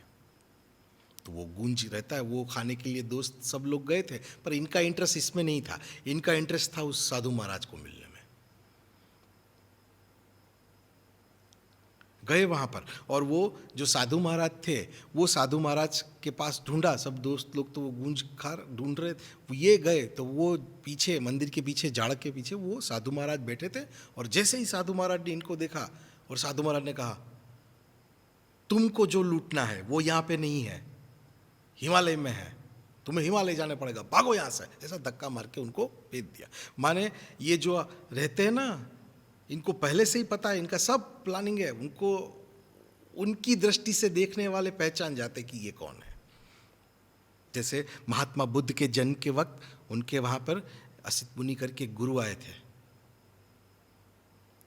तो उनको हाथ में लिया और हंसने लगे, कहते हैं बाद में रोने लगे। तो उनके पिता थोड़े टेंशन में आ गए कि आप हंसने लगे तो रोने क्यों लगे, इसका भविष्य कुछ खराब है। तो बोले कुछ खराब नहीं है, मैं हंस इसलिए रहा हूं कि मुझे उस ब्रह्मांड के, उनको प्रदक्षिणा कर रहे थे वो उनकी। तो बोले क्या कर रहे हो, आपको क्यों चक्कर लगा रहे हो? तो मैं ब्रह्मांड की प्रदक्षिणा कर रहा हूं, ये पूरा ब्रह्मांड आया है इस धरती के ऊपर। जब भी कोई समर्थ आता है ना, तो जिसकी वो दृष्टि रहती है उसे पता चल जाता है कि ये पूरा ब्रह्मांड आया है उसके लिए, क्योंकि और उनकी दृष्टि अलग रहती है, उनको पता है कि इनके माध्यम से क्या बहता रहता है, ये कौन सी शक्ति है।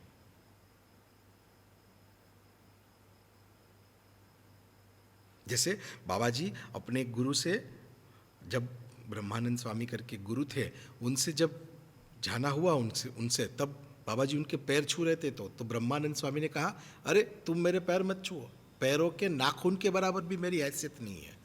अब देखो, कोई समर्थ इनको बोल रहा है कि पैरों के नाखून के बराबर भी मेरी हैसियत नहीं है, तो वो समर्थ, मैं और आप सामान्य मनुष्य नहीं, समर्थ बता रहा है। तो वो देख लिया ना समर्थ ने, ये कौन है, ये कौन सी विराट शक्ति आ गई है, ये कौन सी महाशक्ति आ गई है। अब जिस किसी भी गुरु के पास से बाबा जी जाते थे ना, तो गुरु के आंख में से आंसू निकलते थे कि बोले एक महायज्ञ में हमें अवसर मिला है, आपकी रूपी एक महायज्ञ में कुछ देने का।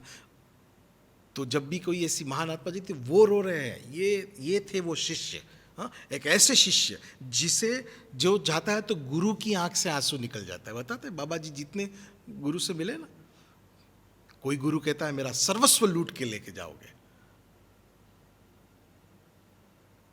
कोई गुरु कहता है कि आप आए तो मेरा मोक्ष का मार्ग खुला। तो कैसे वो शिष्य रहेंगे, कैसी उस शिष्य की तीव्रता रही होगी, कैसा वो उन शिष्य का भाव रहा है अपने गुरु के प्रति, और सब पा लिया। कैसे पाया, वो पाने की प्रक्रिया जो थी ना, वो बहुत महत्वपूर्ण है। यही सीखने को मिलता है इनके जीवन से। और कहीं पे भी, किसी भी घटना में, किसी भी परिस्थिति में, कहीं भी अपने आप को डाइवर्ट नहीं होने दिया।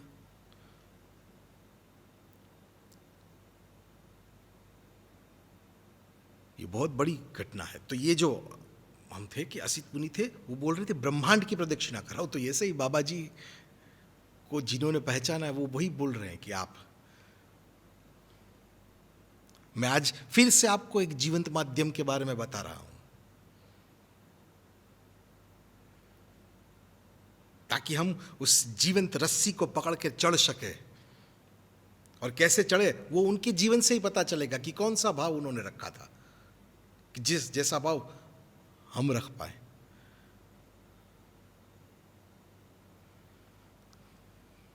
तो वो गए, वो असित मुनि ने कहा, प्रदक्षिणा की, और फिर असित मुनि ने कहा कि ये जो है ना, ये रो इसलिए रहा हूं कि अब मेरा तो जीवन पूरा होने को आया है, अब इसके बाद मुझे इसका दर्शन नहीं होगा, इसलिए रो रहा हूं कि समय कम पड़ा। हाँ? समय कम पड़ा, रो रहा हूं।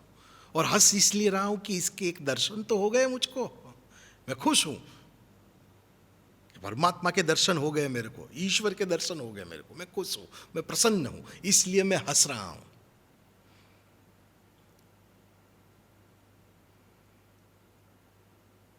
बोलते हैं उन्होंने राजा को कहा कि तेरा बेटा सन्यासी बनेगा। तो राजा एकदम वो गए, कैसे सन्यासी बनेगा, क्योंकि ये आत्माओं का पहले से निश्चित रहता, उनको पता चलता। जैसे बाबा जी को उन गुरु ने कहा कि हिमालय में जाना है, तुम्हें जो लूटना है वो हिमालय में है। तो जिनकी दृष्टि रहती है वो पहचान जाते हैं। तो उन्होंने भी बताया कि ये तपस्वी, तो उनके बाप पिताजी ने कहा नहीं, ये तो महान सम्राट बनेगा, ये सीमाओं को पार करेगा। बोले करेगा सीमाओं के पार, पर ये आत्माओं की सीमाओं को छुएगा, सबकी ये सीमा, ये बहुत बड़ा। जैसे बाबा जी को भी अब उनके गुरु ने कहा था, ब्रह्मानंद स्वामी करके गुरु ने इनको कहा था, जब घर से लेने के लिए आए ना बाबा जी को, तब उनकी अर्धांगिनी, जिसे हम गुरु माँ कहते हैं, गुरु माँ को कहा था उन्होंने कि इनका संसार ये नहीं है, ये इसलिए नहीं आए हैं, इनका संसार बहुत बड़ा है, मुझे इनके संसार से मिलवाना है, आप इन्हें मुझे सौंप दो। मैंने कहा ना, जीवंत गुरु के जीवन काल का एक एक वक्त बहुत इंपॉर्टेंट रहता है, क्योंकि वो सब आज जो हुआ वो उनके जीवन में कल नहीं होता है, तो वो आज का दिन ही उनके लिए महत्वपूर्ण है आज। तो वो ब्रह्मानंद स्वामी ने तब कहा उनको, बाबा जी को भी बताया कि आपको मेरे साथ चलना है और आपके पास वक्त बहुत कम है, और जो प्राप्त करना है वो हिमालय में है, तो चलिए आप मेरे साथ। और फिर उनकी जो हिमालय की साधना शुरू होती है ना, उसमें कई सारे ऐसे किस्से जैसे पता चलता है कि ये इतनी बड़ी घटना इतने वक्त में कैसे कर ली, वो जो गैप कैसे कम किया, वो बताता है कि ये आत्मा कितनी महान है, ये आत्मा कौन सी तीव्रता से भरी हुई है, जो इतनी बड़ी घटना को भी इतने छोटे में काल में कैसे हो सकता है। जैसे श्री हरि महाराज करके एक गुरु बाबा जी के जीवन में आए थे। अब वो उनको हिमालय में लेके गए और बाबा जी को कहा कि तुमको 21 लाख गणपति अथर्वशीष के पाठ आपको सिद्ध करने हैं 1 साल के अंदर। ये वो आत्मा की महानता, ये देखिए 1 साल के अंदर 21 लाख गणपति अथर्वशीष के पाठ सिद्ध कैसे होंगे। अब बाबा जी बताते हैं कि मुझे तो गणपति अथर्वशीष आता भी नहीं है।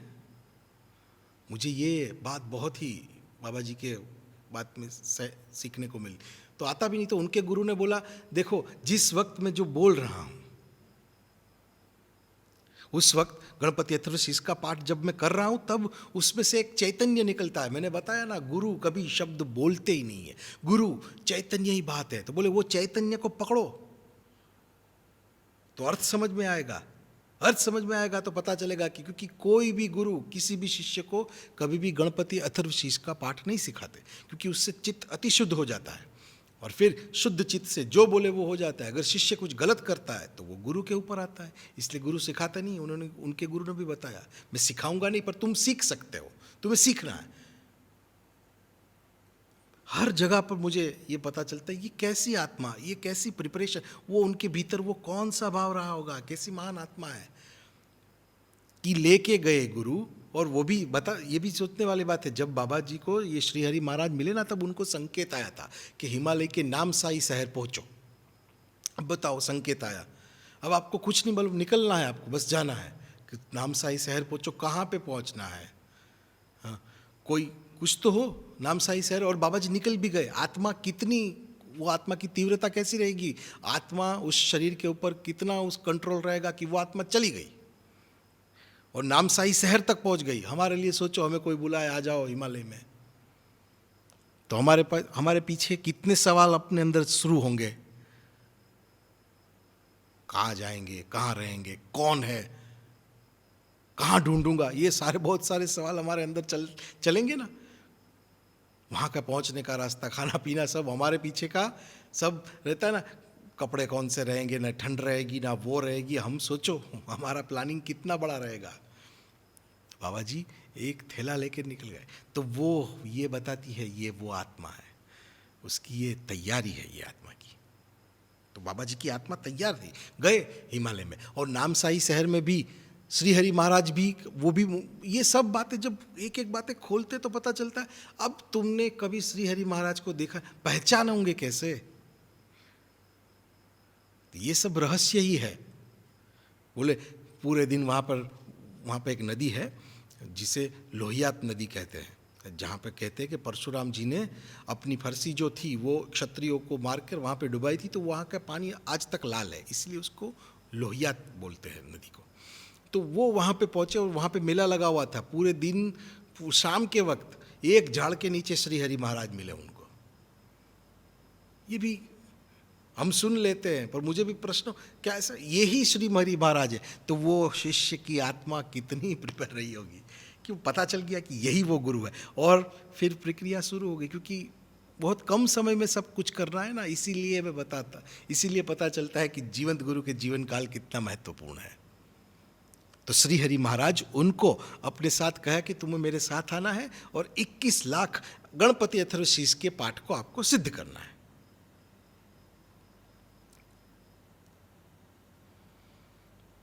अब ये सिद्ध करना मैंने बताया ना, तो गुरु ने कहा कैसे करना है, तो चैतन्य के ऊपर चित्त रखना है। तो बाबा जी ने उनके वाइब्रेशंस, मैंने वही बताया बाबा जी ने कैसे किया। बाबा जी ने अपने गुरु के वाइब्रेशंस के ऊपर, चित्त एनर्जी के ऊपर रखा।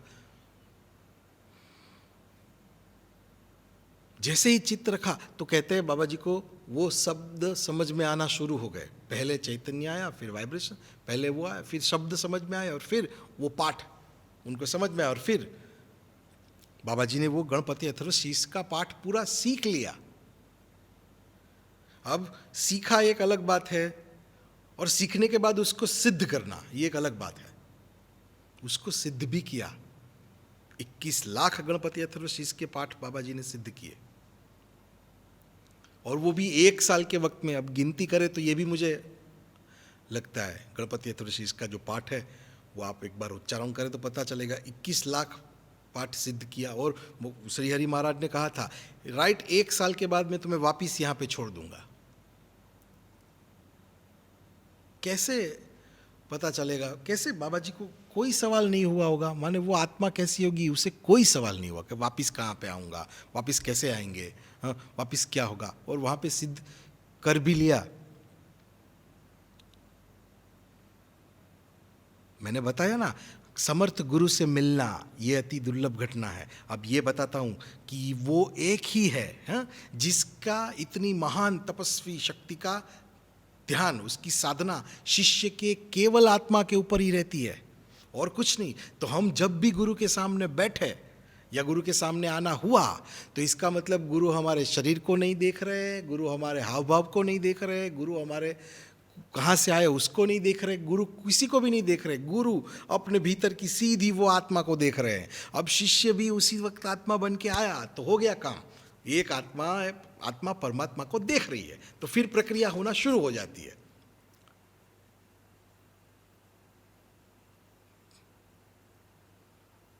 तो बाबा जी को यहाँ पे देखिए, ये भी बड़ी बात है, कौन सा चित्त है। 21 लाख गणपति अथर्वशीष पाठ बाबा जी ने सिद्ध किए। फिर कहते हैं बाबा जी ध्यान में बैठे और उनके गुरु बैठे और श्री हरि महाराज उनको चित्त से महाराष्ट्र के सांगली शहर में लेके गए और वहाँ पर उन्हें पूरा सांगली शहर दिखाया। वो सांगली शहर में जो गणपति जी की जो मूर्ति है उसके दर्शन करें। वो शरीर से यहीं पे बैठे हैं। तो बताया उनके गुरु ने कि ये जो चित्त की साधना है, तो जो देश सेवा है वो भी चित्त से हो सकती है यहाँ पे बैठे बैठे राष्ट्र की सेवा जो हो रही है। अब 21 लाख गणपति अथर्वशीष के पाठ सिद्ध हो गए। बाद में उनको श्री हरि महाराज ने बताया कि देखो अब तुम्हारा चित्त एकदम शुद्ध हो गया, अब ख्याल रखो, बहुत ध्यान रखना। ये किस्सा मैं आप बता रहा हूँ इसलिए कि हमें भी पता चले कि हम कहाँ बैठे। बोले 21 लाख गणपति अथर्वशीष पाठ सिद्ध हो गए हैं तो अभी तुम्हारा चित्त एकदम शुद्ध हो गया। अब तुम चित्त जहाँ पर भी डालोगे वहाँ का पूरा सफाया हो जाएगा, पर उस ध्यान रखना उसकी सारी की सारी गंदगी तुम्हारे में आ जाएगी। तो इस चित्त का सही जगह उपयोग करना। इसलिए मैं बार बार बता रहा हूं कि ये जो महोत्सव है वो भी सामान्य नहीं। गुरु का चित्त सीधा हम सब की आत्मा के ऊपर से जा रहा है। तो जा रहा है इसका मतलब हम पहुंच रहे हैं, ये आसान है ही नहीं कि हमने टीवी ऑन किया और गुरु दिख गए। ये बात गलत है, ये नहीं हो रहा है। सीधा गंदगियां जो है वो सब, वो सशक्त चित्त जा रहा है सीधा हमारी आत्मा के ऊपर और उस शुद्ध भाव से जा रहा है कि इस आत्मा का चेतना के स्तर में बदलाव आए, तो गंदगी ली जा रही है। और ऐसे किसी समर्थ का चित्त जब अपने ऊपर पड़ता है तो वो कौन सी घटना रहती है, कहां से ये घटना सामान्य होगी? सामान्य है ही नहीं। और श्री हरि महाराज बाबा जी को बताते हैं, गुरु के पास जब मैंने कहा ना मिलना आसान नहीं है, कि गुरु तुम जो है वो शिव तत्वधारी है। तुम एक, मैं और आप नहीं कह रहे हैं, ये श्री हरि महाराज बता रहे हैं उनको कि तुम एक युग पुरुष हो और उनके पास युग पुरुष शिव तत्वधारी शक्ति है। शिव तत्वधारी चक्र घूमता रहता है शक्तियों का, तो उसमें उपयुक्त इंसान ही आ सकता है, बाकी नहीं आ सकता उनके पास। तो तुम्हारे आसपास ऐसी शक्तियों का एक वलय है, वो घूमता ही रहता है। शिव तत्व, कल्याणकारी शक्ति, मंगलकारी शक्तियां तुम्हारे आसपास घूम रही है। तो वो सब गुरुओं को, इसीलिए मैं बोल रहा हूं हुआ है मिलना, इसका मतलब उपयुक्त है, समय है, इसलिए तो मिलना। तो पता चलता है कि ये क्या हो रहा है। वही चित्त इस वक्त हम सब के ऊपर आ रहा है।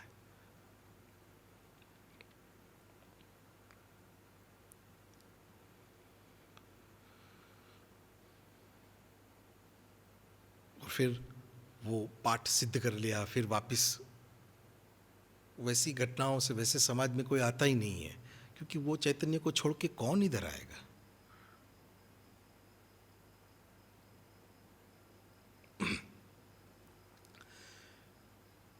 हम थे कि बाबा जी को बचपन से फिर वो जीवंत गुरु की तलाश बाबा जी की शुरू हो गई कि कहाँ पे वो जीवंत गुरु मिलेंगे। और फिर वो तलाश धीरे धीरे धीरे धीरे वो जो अंदर की प्यास है वो बड़ी होती है, उस वो अति तीव्र होती है। और ऐसा नहीं है कि उनके जीवन में उनको विघ्न नहीं आएंगे, ऐसा भी नहीं है, उनके जीवन में उनको तकलीफें नहीं आई होंगी, फिर भी कैसे किया, मैंने बोला ना, उनके जीवन से यही सीखने को मिलता है। ऐसी परिस्थितियों में अब कोई एक ही संतान हो और वो भी चाहे कि मुझे इस मार्ग पे आगे जाना हो, तो घर में भी कैसा माहौल बना होगा। और ऐसी परिस्थितियों में भी बाबा जी ने अपनी आत्मा के मार्ग को छोड़ा नहीं। उनके पिता ने कहा कि ये सही नहीं है, क्योंकि सही बात है कि फिर उनका विवाह हुआ। अब विवाह होने के बाद जब इस मार्ग में सहधर्मचारिणी भी उसी दिशा में चले तो वो सोने पे सुहागा हो जाता है ना, वो मार्ग में आगे बढ़। तो फिर उनकी पत्नी गुरु माँ का भी कहना था, मैंने बताया ना शब्द गुरु माँ के, उन्होंने कहा था कि श्रेष्ठ गुरु, श्रेष्ठ ज्ञान और योग्य समय केवल नसीब वालों को मिलता है। तो आपकी आत्मा आपको जो बताती है वही करो।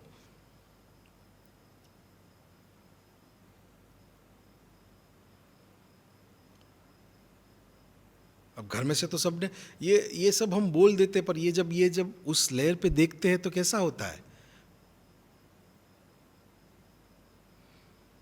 अब पत्नी का ये कहना कि आप जाओ, मैं तैयार हूं, आप उस मार्ग पे आगे बढ़ो, और बाबा जी का फिर गुरु की तलाश होना, ये सब बातें मुझे ऐसी लगती है कि ये कैसे हुआ होगा, कैसे ये सब किया होगा।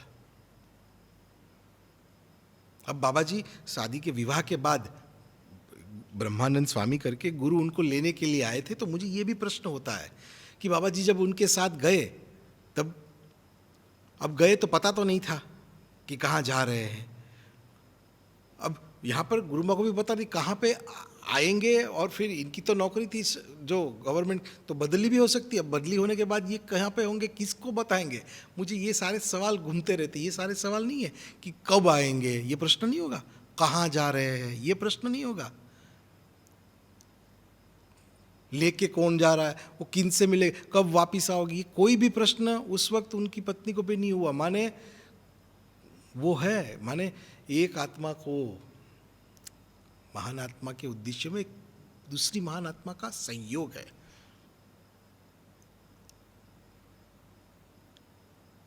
हम बोल देते हैं महान आत्मा, पर जो जिस वक्त वो घटनाएं होती रहती है उसके लिए वो चाहिए ना, वो विल पावर, बोलते ना विल पावर है। तो गए बाबा जी, तो कुछ तो पता नहीं था कहाँ से आएंगे, कैसे आएंगे, फिर भी जाने देना, और वो भी घर के समाज के सभी लोगों का विरोध होने के बाद भी जाने देना। तो ये एक आत्मा के मार्ग पर रहकर ही हुआ होगा ना, आत्मा बन के ही हुआ होगा ना। वो उनकी आत्मा कितनी प्रभावशाली होगी कि उसको वहीं पे रखा।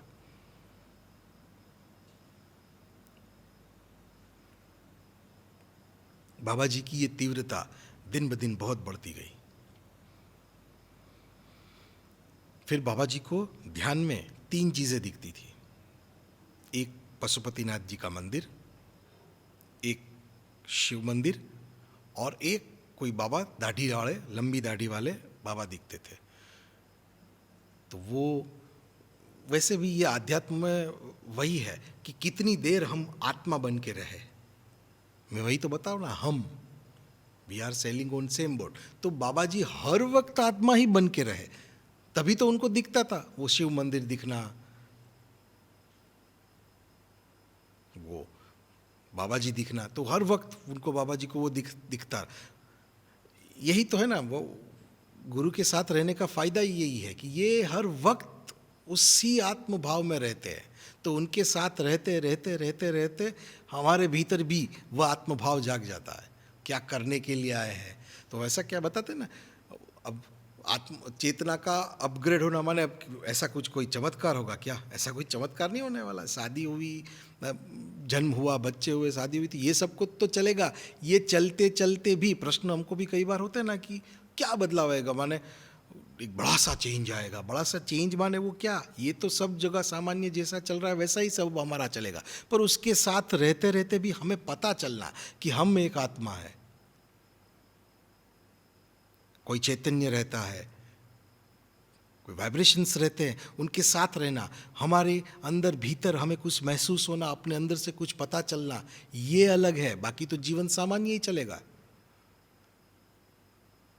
तो धीरे धीरे धीरे उस आत्मा के साथ रहते रहते रहते रहते पता चलेगा कि मैं इस मार्ग के लिए ही आया हूं। तो इसका मतलब ये थोड़ी ना बंद कर देना है, सामान्य जीवन छोड़ देना, ऐसा कुछ नहीं, ये भी शुरू है, पर मेरा उद्देश्य क्या है ये है। पर ये उद्देश्य कब तक रहेगा? कोई महान आत्मा के साथ रहेंगे, सदैव उनके साथ रहेंगे तो ही हम आत्मा बने रहेंगे, तो ही वो हमारा उद्देश्य हमें याद रहेगा, हमारी आत्मा का। इसीलिए मैं बता रहा हूँ ना, जीवंत गुरु का जीवन काल बहुत महत्वपूर्ण है, उनके साथ जुड़े रहना है। जुड़े रहने से क्या है कि वो हमें पता चला रहेगा कि मैं एक आत्मा हूँ। बहुत सब जगह पे चाहिए हमको कि ये क्या करना है, मैं क्योंकि किसी जगह हम आत्मा है और किस जगह हम शरीर बन जाते हैं वो तो हमारे हाथ में नहीं है। सदैव आत्मा बना रहना है तो एक महान आत्मा के साथ रहना पड़ेगा।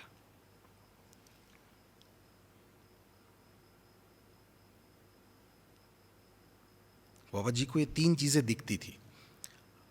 बाबा जी को कोई एक कार्य के लिए फिर नौकरी करते थे।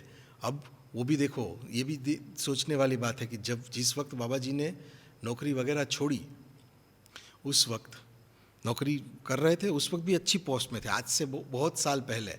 मैं आपको अब जो घटना बताने के लिए जा रहा हूँ ना, उससे आपको पता चलेगा समाज में हम जैसे रहते हैं ना, तो कैसी बड़ी बड़ी अब पूरी उनसे जो उनके गुरु से उनका जो पहला मिलाप होता है और उसमें जो प्रक्रिया हो रही है वो एक स्पिरिचुअल इन्वेंशन है। हाँ, एक स्पिरिचुअल क्रांति के बारे में मैं आपको बताने के लिए जा रहा हूँ।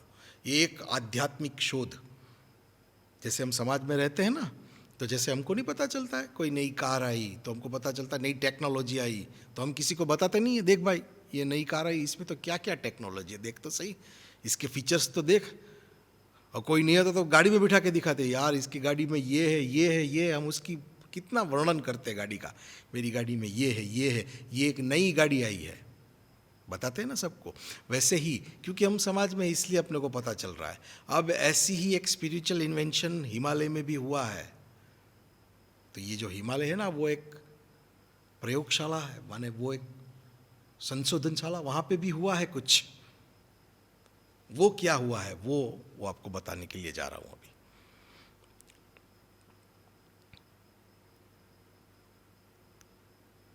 बाबा जी को फिर नौकरी के लिए उस वक्त अच्छी पोस्ट में थे। उस वक्त बाबा जी के पास अच्छी पोस्ट थी, अच्छी कार थी। माने ऐसा नहीं है कि कंटाल के समाज में आए हैं या कंटाल के हिमालय में गए हैं, ऐसा नहीं है। सब कुछ सर्वसंपन्न होने के बाद गए हैं, क्योंकि आत्मा का उद्देश्य ये है।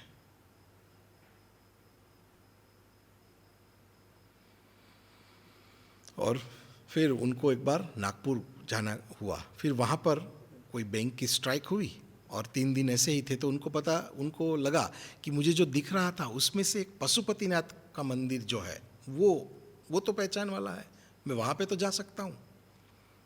तो बाबा जी वो पशुपतिनाथ के मंदिर पर गए। वहाँ पर उनको उनके जो वहाँ पे जो पंडित जी थे, उन्होंने बताया मैं आपकी प्रतीक्षा कर रहा हूँ, आप आने वाले थे, ये मुझे पता था। बाबा जी को लगा कि ये कैसे, इनको कैसे पता चला कि मैं आने वाला हूँ। तो बोले ये कोई वृद्धजन आए हैं हिमालय से, वो पिछले 3 दिन से आपकी प्रतीक्षा कर रहे हैं, तो उन्होंने मुझे बताया कि आप आने वाले हैं। मैंने कहा ना, ये देखिए वही घटना हो रही कि हम जब भी गुरु से मिले, इसका मतलब कभी बाबा जी भी अब अपने गुरु से मिलने के लिए जा रहे हैं। तो जब भी हम गुरु से मिले, इसका मतलब कभी ये नहीं है कि हाँ हाँ ऐसे मिलना हो गया, वो तो मैं जा रहा था और गुरुदेव मिल गए, अरे हाँ वो तो ऐसे ही बैठे थे और दोस्त ने टीवी चालू किया और ये मुझे दर्शन हो गया, ऐसा कतई ही नहीं है। प्लानिंग होता है पूरा, तभी हम उनके पास पहुंच सकते हैं, बाकी उन तक पहुंचना ही असंभव है।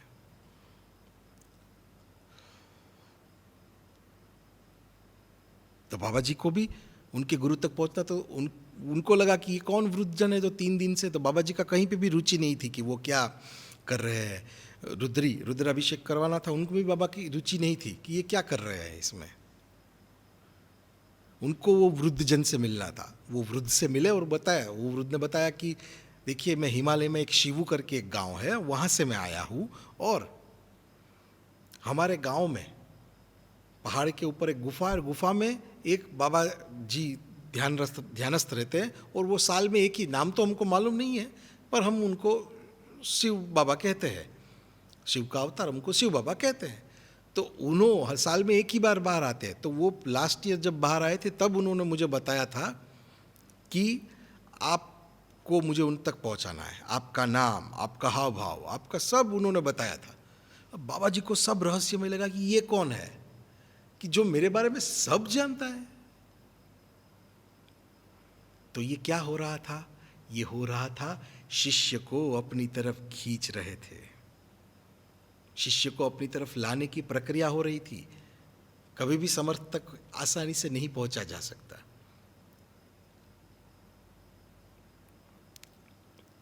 और बाबा जी को अंदर ही एक प्रकार की वो चेतना फील होने लगी, क्योंकि अब आत्मा को पता चल गया, आत्मा को पहली बार पता चला है। ये देखो ये बड़ी बात है। मेरा भी ये यहीं पे मुझे बहुत जो पसंद आई ना बाबा जी की, ये बात मुझे यही पे पसंद आई। वो आत्मा जिसको ढूंढ रही है उसकी पहली झलक मिली वहाँ पर उस वृद्धजन के पास। तो बाबा जी बताते हैं, बाबा जी के हिमालय का समर्पण योग करके बाबा जी ने अपनी जीवन, वो जो हिमालय की यात्रा है, अभी तक 6 खंड प्रकाशित हुए हैं, उसमें से ये जो खंड है उसमें बताया कि पहली बार जब वो वृद्धजन ने बताया ना, तो एक दिव्य चेतना अंदर से कुछ होने लगी। तो यही बात है, पहली बार मिले आप, मिले भी नहीं अभी तो, आप मिले भी नहीं, पहली बार आपको पता चला कि कोई आपको अपनी तरफ बुला रहा है, और बाबा जी को सीधी वो चेतना फील होने लगी। तो वो आत्मा कितनी प्रिपेयर रही होगी कि सीधी चेतना को पकड़ लिया, सीधे वाइब्रेशंस को पकड़ लिया। यही तो बाबा जी के पास सीखना है कि वो सीधा वाइब्रेशंस को पकड़ा, तभी तो रोमांच फील हुआ। उनके साथ फिर जाना हुआ, तो तीव्रता थी ना, वो तीव्रता फिर पहुंचा ही देती है, वो तीव्रता वो अनुभव तक ले ही जाती है।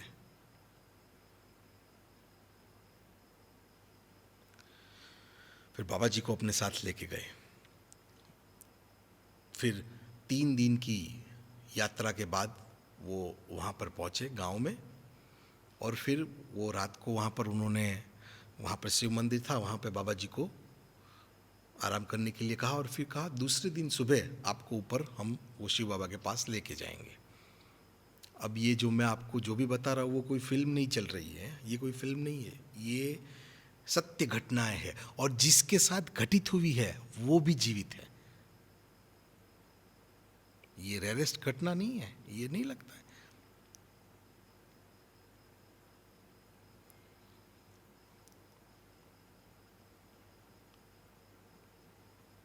वो उनको अपने साथ लेके गए ऊपर।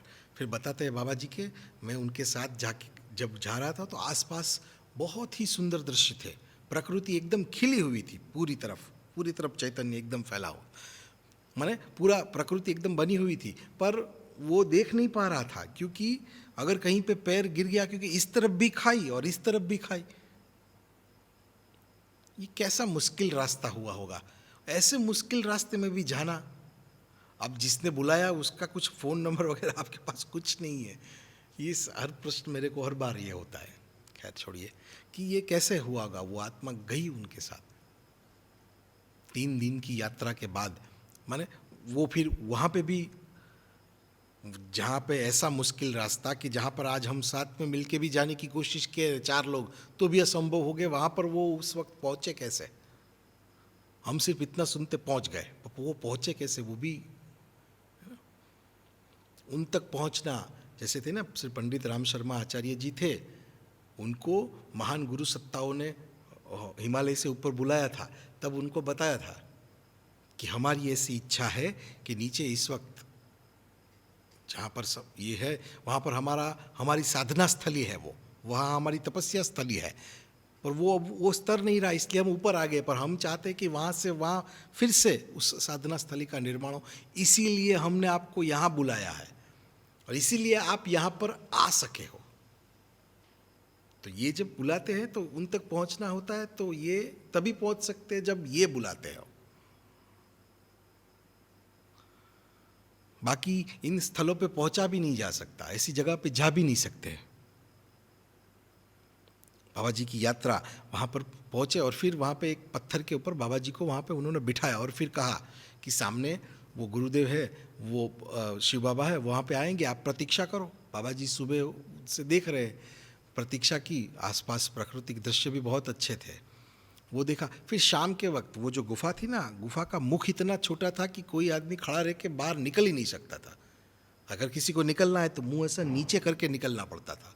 तो बाबा जी ऐसे मुंह नीचे करके बाहर आए, वो शिव बाबा थे, वो बाहर आए। अब ये भी देखने वाली घटना है कि बाबा जी बता रहे कि जैसे जैसे शिव बाबा उनके नज़दीक नज़दीक आते थे, वैसे वैसे बाबा जी को तंद्रा अवस्था फील हो रही थी, माने आंखें बंद होती जा रही थी। ये बहुत बड़ी बात है कि जो सामने आ रहा है वो शरीर नहीं है, शरीर के भीतर का चैतन्य है।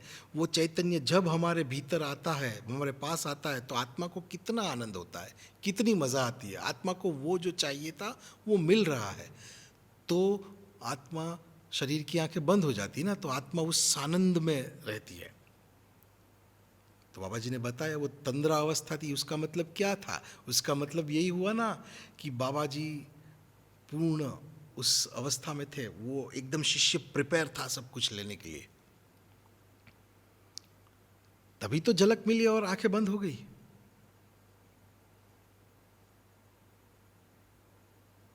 और जैसे कहते हैं शिव बाबा जैसे ही बाबा जी के नजदीक आए और बाबा जी से साष्टांग दंडवत माने हो गया, उनके चरण पकड़ लिए और बाबा जी को पता चल गया कि ये वही चरण है। हाँ, ये बहुत बड़ी बात है, ये वही चरण है जिसकी मुझे तलाश थी।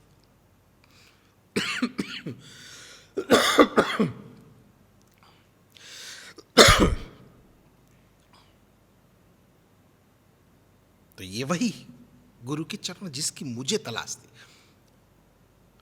तो शिष्य का पूरे का चरण भी, क्योंकि शिष्य का सबसे सबसे क्या रहेगा? अगर आप देखो आपके सामने एक विराट, आपके माने हम सोचे कि हमारे गुरु एक विराट शक्ति है, इतनी विराट शक्ति है, विराट चैतन्य रूपी हमारी शक्ति है, उसको हम अगर कभी देखते हैं, ऐसा कभी हमें अनुभव होता है कि विराट शक्ति के सामने खड़े हैं,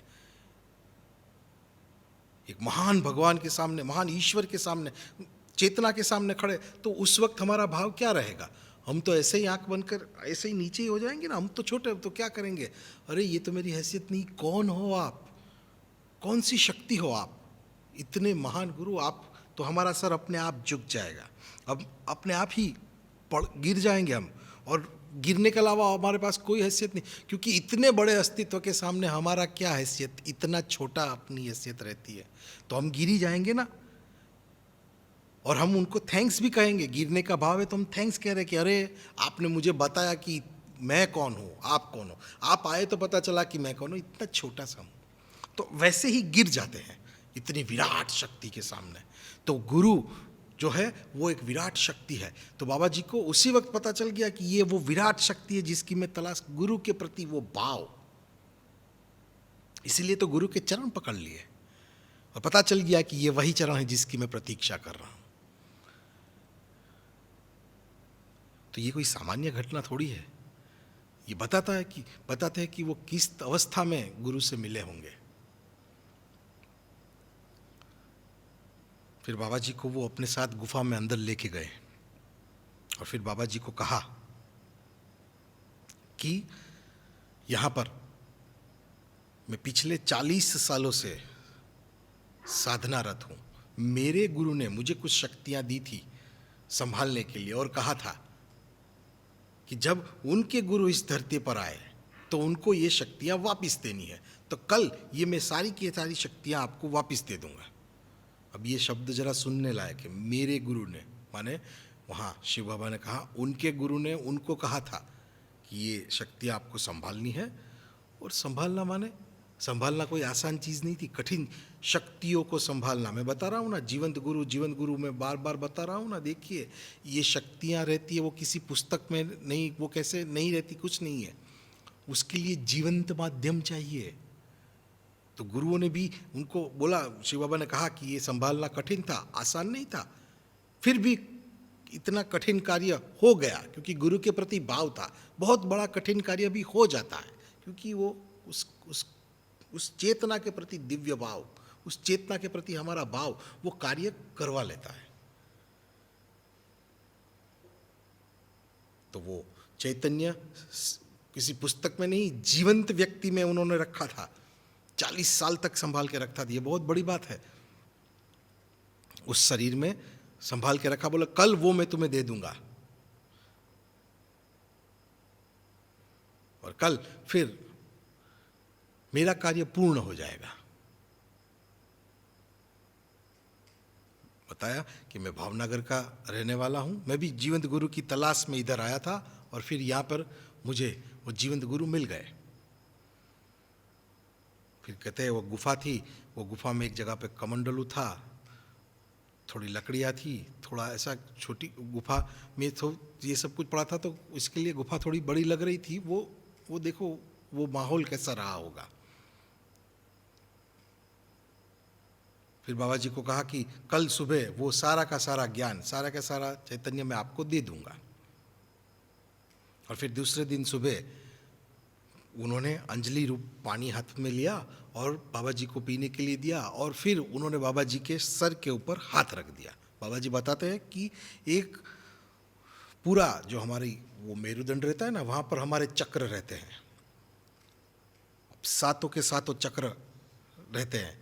जैसे है ना वो होते, रजनीश जी क्या कहते हैं, वो होते जैसे वो कागज़ रहता है उसके अंदर आप होल कर दो और उसके ऊपर अंगूठा रख दो और फिर बताओ होल किधर है। तो होल नहीं, ऐसा नहीं है अंगूठे के पीछे। वैसे ही इस शरीर के अंदर भी वो चक्र है। तो वो फिर शुरू हुए बाबा जी को वो ठंडी वो अनुभूति हुई कि वो पूरा गर्मी शरीर के अंदर जो रहती है ना नकारात्मकता, वो जो गर्मी वो पूरी सर के ऊपर आ गई और फिर यहाँ से सीधी सहस्त्रार से निकल गई और फिर बाबा जी का पूरा शरीर ठंडा बन गया। और फिर क्या हुआ कुछ पता नहीं। 3 दिन की समाधि अवस्था हुई। 3 दिन की समाधि की अवस्था के बाद उनकी आँख खुली और उनके गुरु ने उनको कहा कि अब आप आत्मा बन गए हो, आत्मा बन गए हो, इसलिए आत्मा बन के कार्य करो और आत्माओं के लिए कार्य करो। इसलिए मैं बता रहा हूँ ना, गुरु जो कर रहे हैं वो आत्मा बन के कर रहे हैं और हम सब आत्मा, उनको सिर्फ ये एक ही है पूरी दुनिया में जो हमारी आत्मा को देखते हैं। अब जो स्पिरिचुअल इन्वेंशन की बात कर रहा हूँ वो यहाँ पे हुई। सामान्यतः क्या होता है कि कोई भी गुरु जब समाधिस्थ होते हैं तो उनके समाधिस्थ होने के 25 साल के बाद उनका सूक्ष्म शरीर डेवलप होता है, शक्तियों का शरीर। इसीलिए देखो सामान्य से सामान्य बंदे को फिर अनुभव होना शुरू हो जाता है, सामान्य से सामान्य शक्तियों का शरीर। फिर क्योंकि वो शरीर का लेयर जो होता है ना वो हट जाता है, फिर सीधा चैतन्य डायरेक्ट, और कुछ नहीं। जब गुरु जीवंत रहते हैं तब बाहर शरीर दिखता है, शरीर दिखता है, इसलिए हम चैतन्य से संपर्क नहीं बना पाते हैं। अब संपर्क बनाना है तो क्या करना पड़ेगा? अब संपर्क बनाना तो एक ही चीज़ है कि वो भाव से बने या फिर वो पर्दा हटे। तो गुरु के समाधिस्थ होने के 25 साल के बाद सूक्ष्म शरीर डेवलप होता है और फिर सामान्य से सामान्य मनुष्य को चैतन्य अनुभव होना शुरू हो जाता है 25 साल के बाद। ये स्पिरिचुअल इन्वेंशन है। देखो आज बाबा जी समाज में आए, उसको भी 20 साल हुए और उससे भी पहले के 16 साल साधना के। तो आज से 25 या 30 साल पहले बाबा जी को उनके गुरु ने कहा कि वो मोक्ष की अवस्था दे दी, अब तुम आत्मा बन गए हो, क्योंकि शरीर वहीं पे खत्म हो गया, बाबा जी का शरीर वहीं पे खत्म हो गया, आत्मा बन गए हो। तो शरीर पूरा होने के बाद 25 साल के बाद सूक्ष्म शरीर बनता है ना, तो बाबा जी की वो अवस्था वहीं से शुरू हो गई।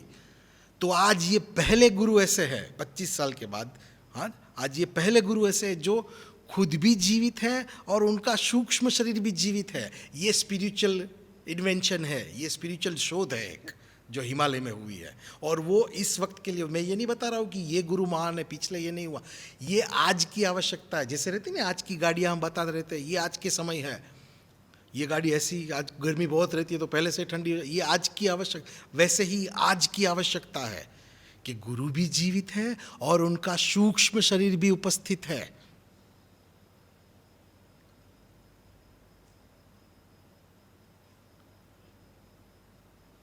और सिर्फ आज वो सूक्ष्म शरीर, वो सूक्ष्म शक्तियां कार्यरत होना शुरू हो गई है, इसीलिए तो ये हो रहा है।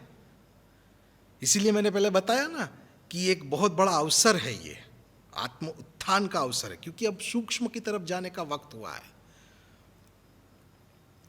सूक्ष्म की तरफ जाने का वक्त भी हुआ है और एक सूक्ष्म शरीर भी उपस्थित है और गुरु भी जीवंत है। कितनी रेरेस्ट घटना एक साथ हो रही है देखिए।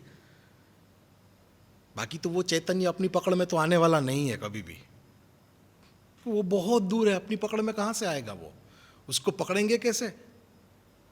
तो उसको पकड़ने के लिए हमें कोई जीवंत गुरु चाहिए। अब जीवंत गुरु आता है तो प्रश्न ये रहता है कि वो हमारे जैसे है।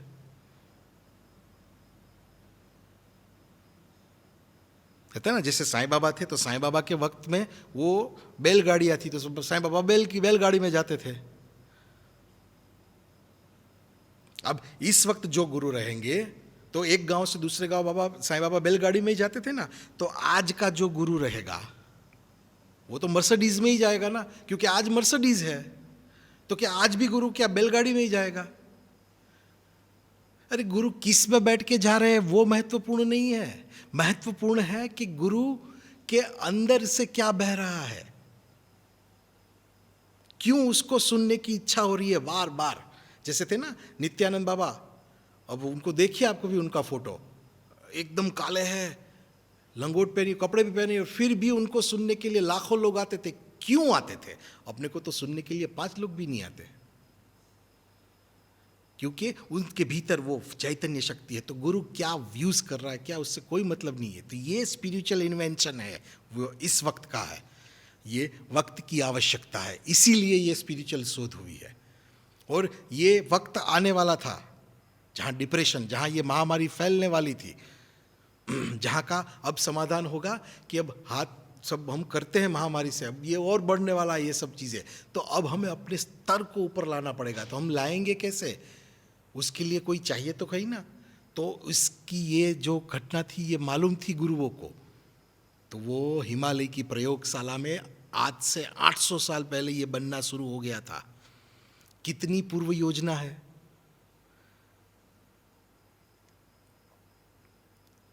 तब जाके आज हमारे पास ये चीज़ आई है। आज हमारे पास तो जो वो हिमालय में मिलता है ना, वो यहाँ पर मिल रहा है। नहीं लगता है दुर्लभ घटना है कि जो हिमालय में मिल रहा है वो यहाँ पर मिल रहा है, और वो हमारे लिए ही बनाया है। तो ये हमारे देश की, जैसे रहता है ना, कोई देश रहता है तो वो किसके लिए प्रख्यात, कोई देश रहता है ये बनाने के लिए, ये बना, तो हमारा देश हमारी स्पिरिचुअलिटी के लिए सिद्ध है, प्रसिद्ध है। हमारा देश स्पिरिचुअलिटी हमारी है। तो देखता ना, वो ओलंपिक्स के गेम हुए थे तो उसमें क्या बताया था हमारे भारत की तरफ से, वो एक ऐसा फिगर बताया था जिसके अंदर चक्र और नाड़ी बताई थी। वो क्या बताया कि ये हमारे देश की विशेषता है। तो जब कभी भी आध्यात्मिक प्रगति करने की इच्छा हुई, आध्यात्मिक प्रगति होने का समय हुआ, तब भारत से ही हुआ है। तो ये हमारी हमारी स्पेशलिटी है। तो हम अपनी स्पेशलिटी को नहीं जानेंगे, हम अपनी स्पेशलिटी को नहीं पहचानेंगे तो कौन पहचानेगा? हमें ही पहले अपनी स्पेशलिटी को पहचानना पड़ेगा।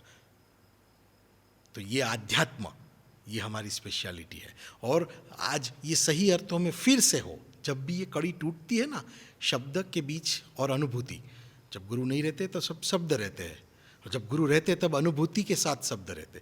तो जब भी ये गैप टूटता है तब गुरु वापिस आते हैं। तो आज फिर से गैप टूटे नहीं, पता चले कि सही में भारत आध्यात्मिक स्तर पर ऊंचाई प्राप्त कर रहा था, क्योंकि ये देश में ये यहाँ पे है कुछ ऐसा इस देश में कि यहाँ पर थोड़े वक्त में ऐसी महान आत्माओं का जन्म होता रहा। तो आज फिर से वो हमारे पास अवसर है उस शब्द के आगे उस अनुभूति तक पहुंचने का। आज फिर से हम एक समर्थ के सामने बैठे हुए हैं। फिर यहीं से मैं समाप्त करूंगा कि गुरु से मिलना, गुरु से प्रत्यक्षीकरण होना कभी भी सामान्य घटना नहीं है। आज के लिए सिर्फ इतना ही। नमस्कार।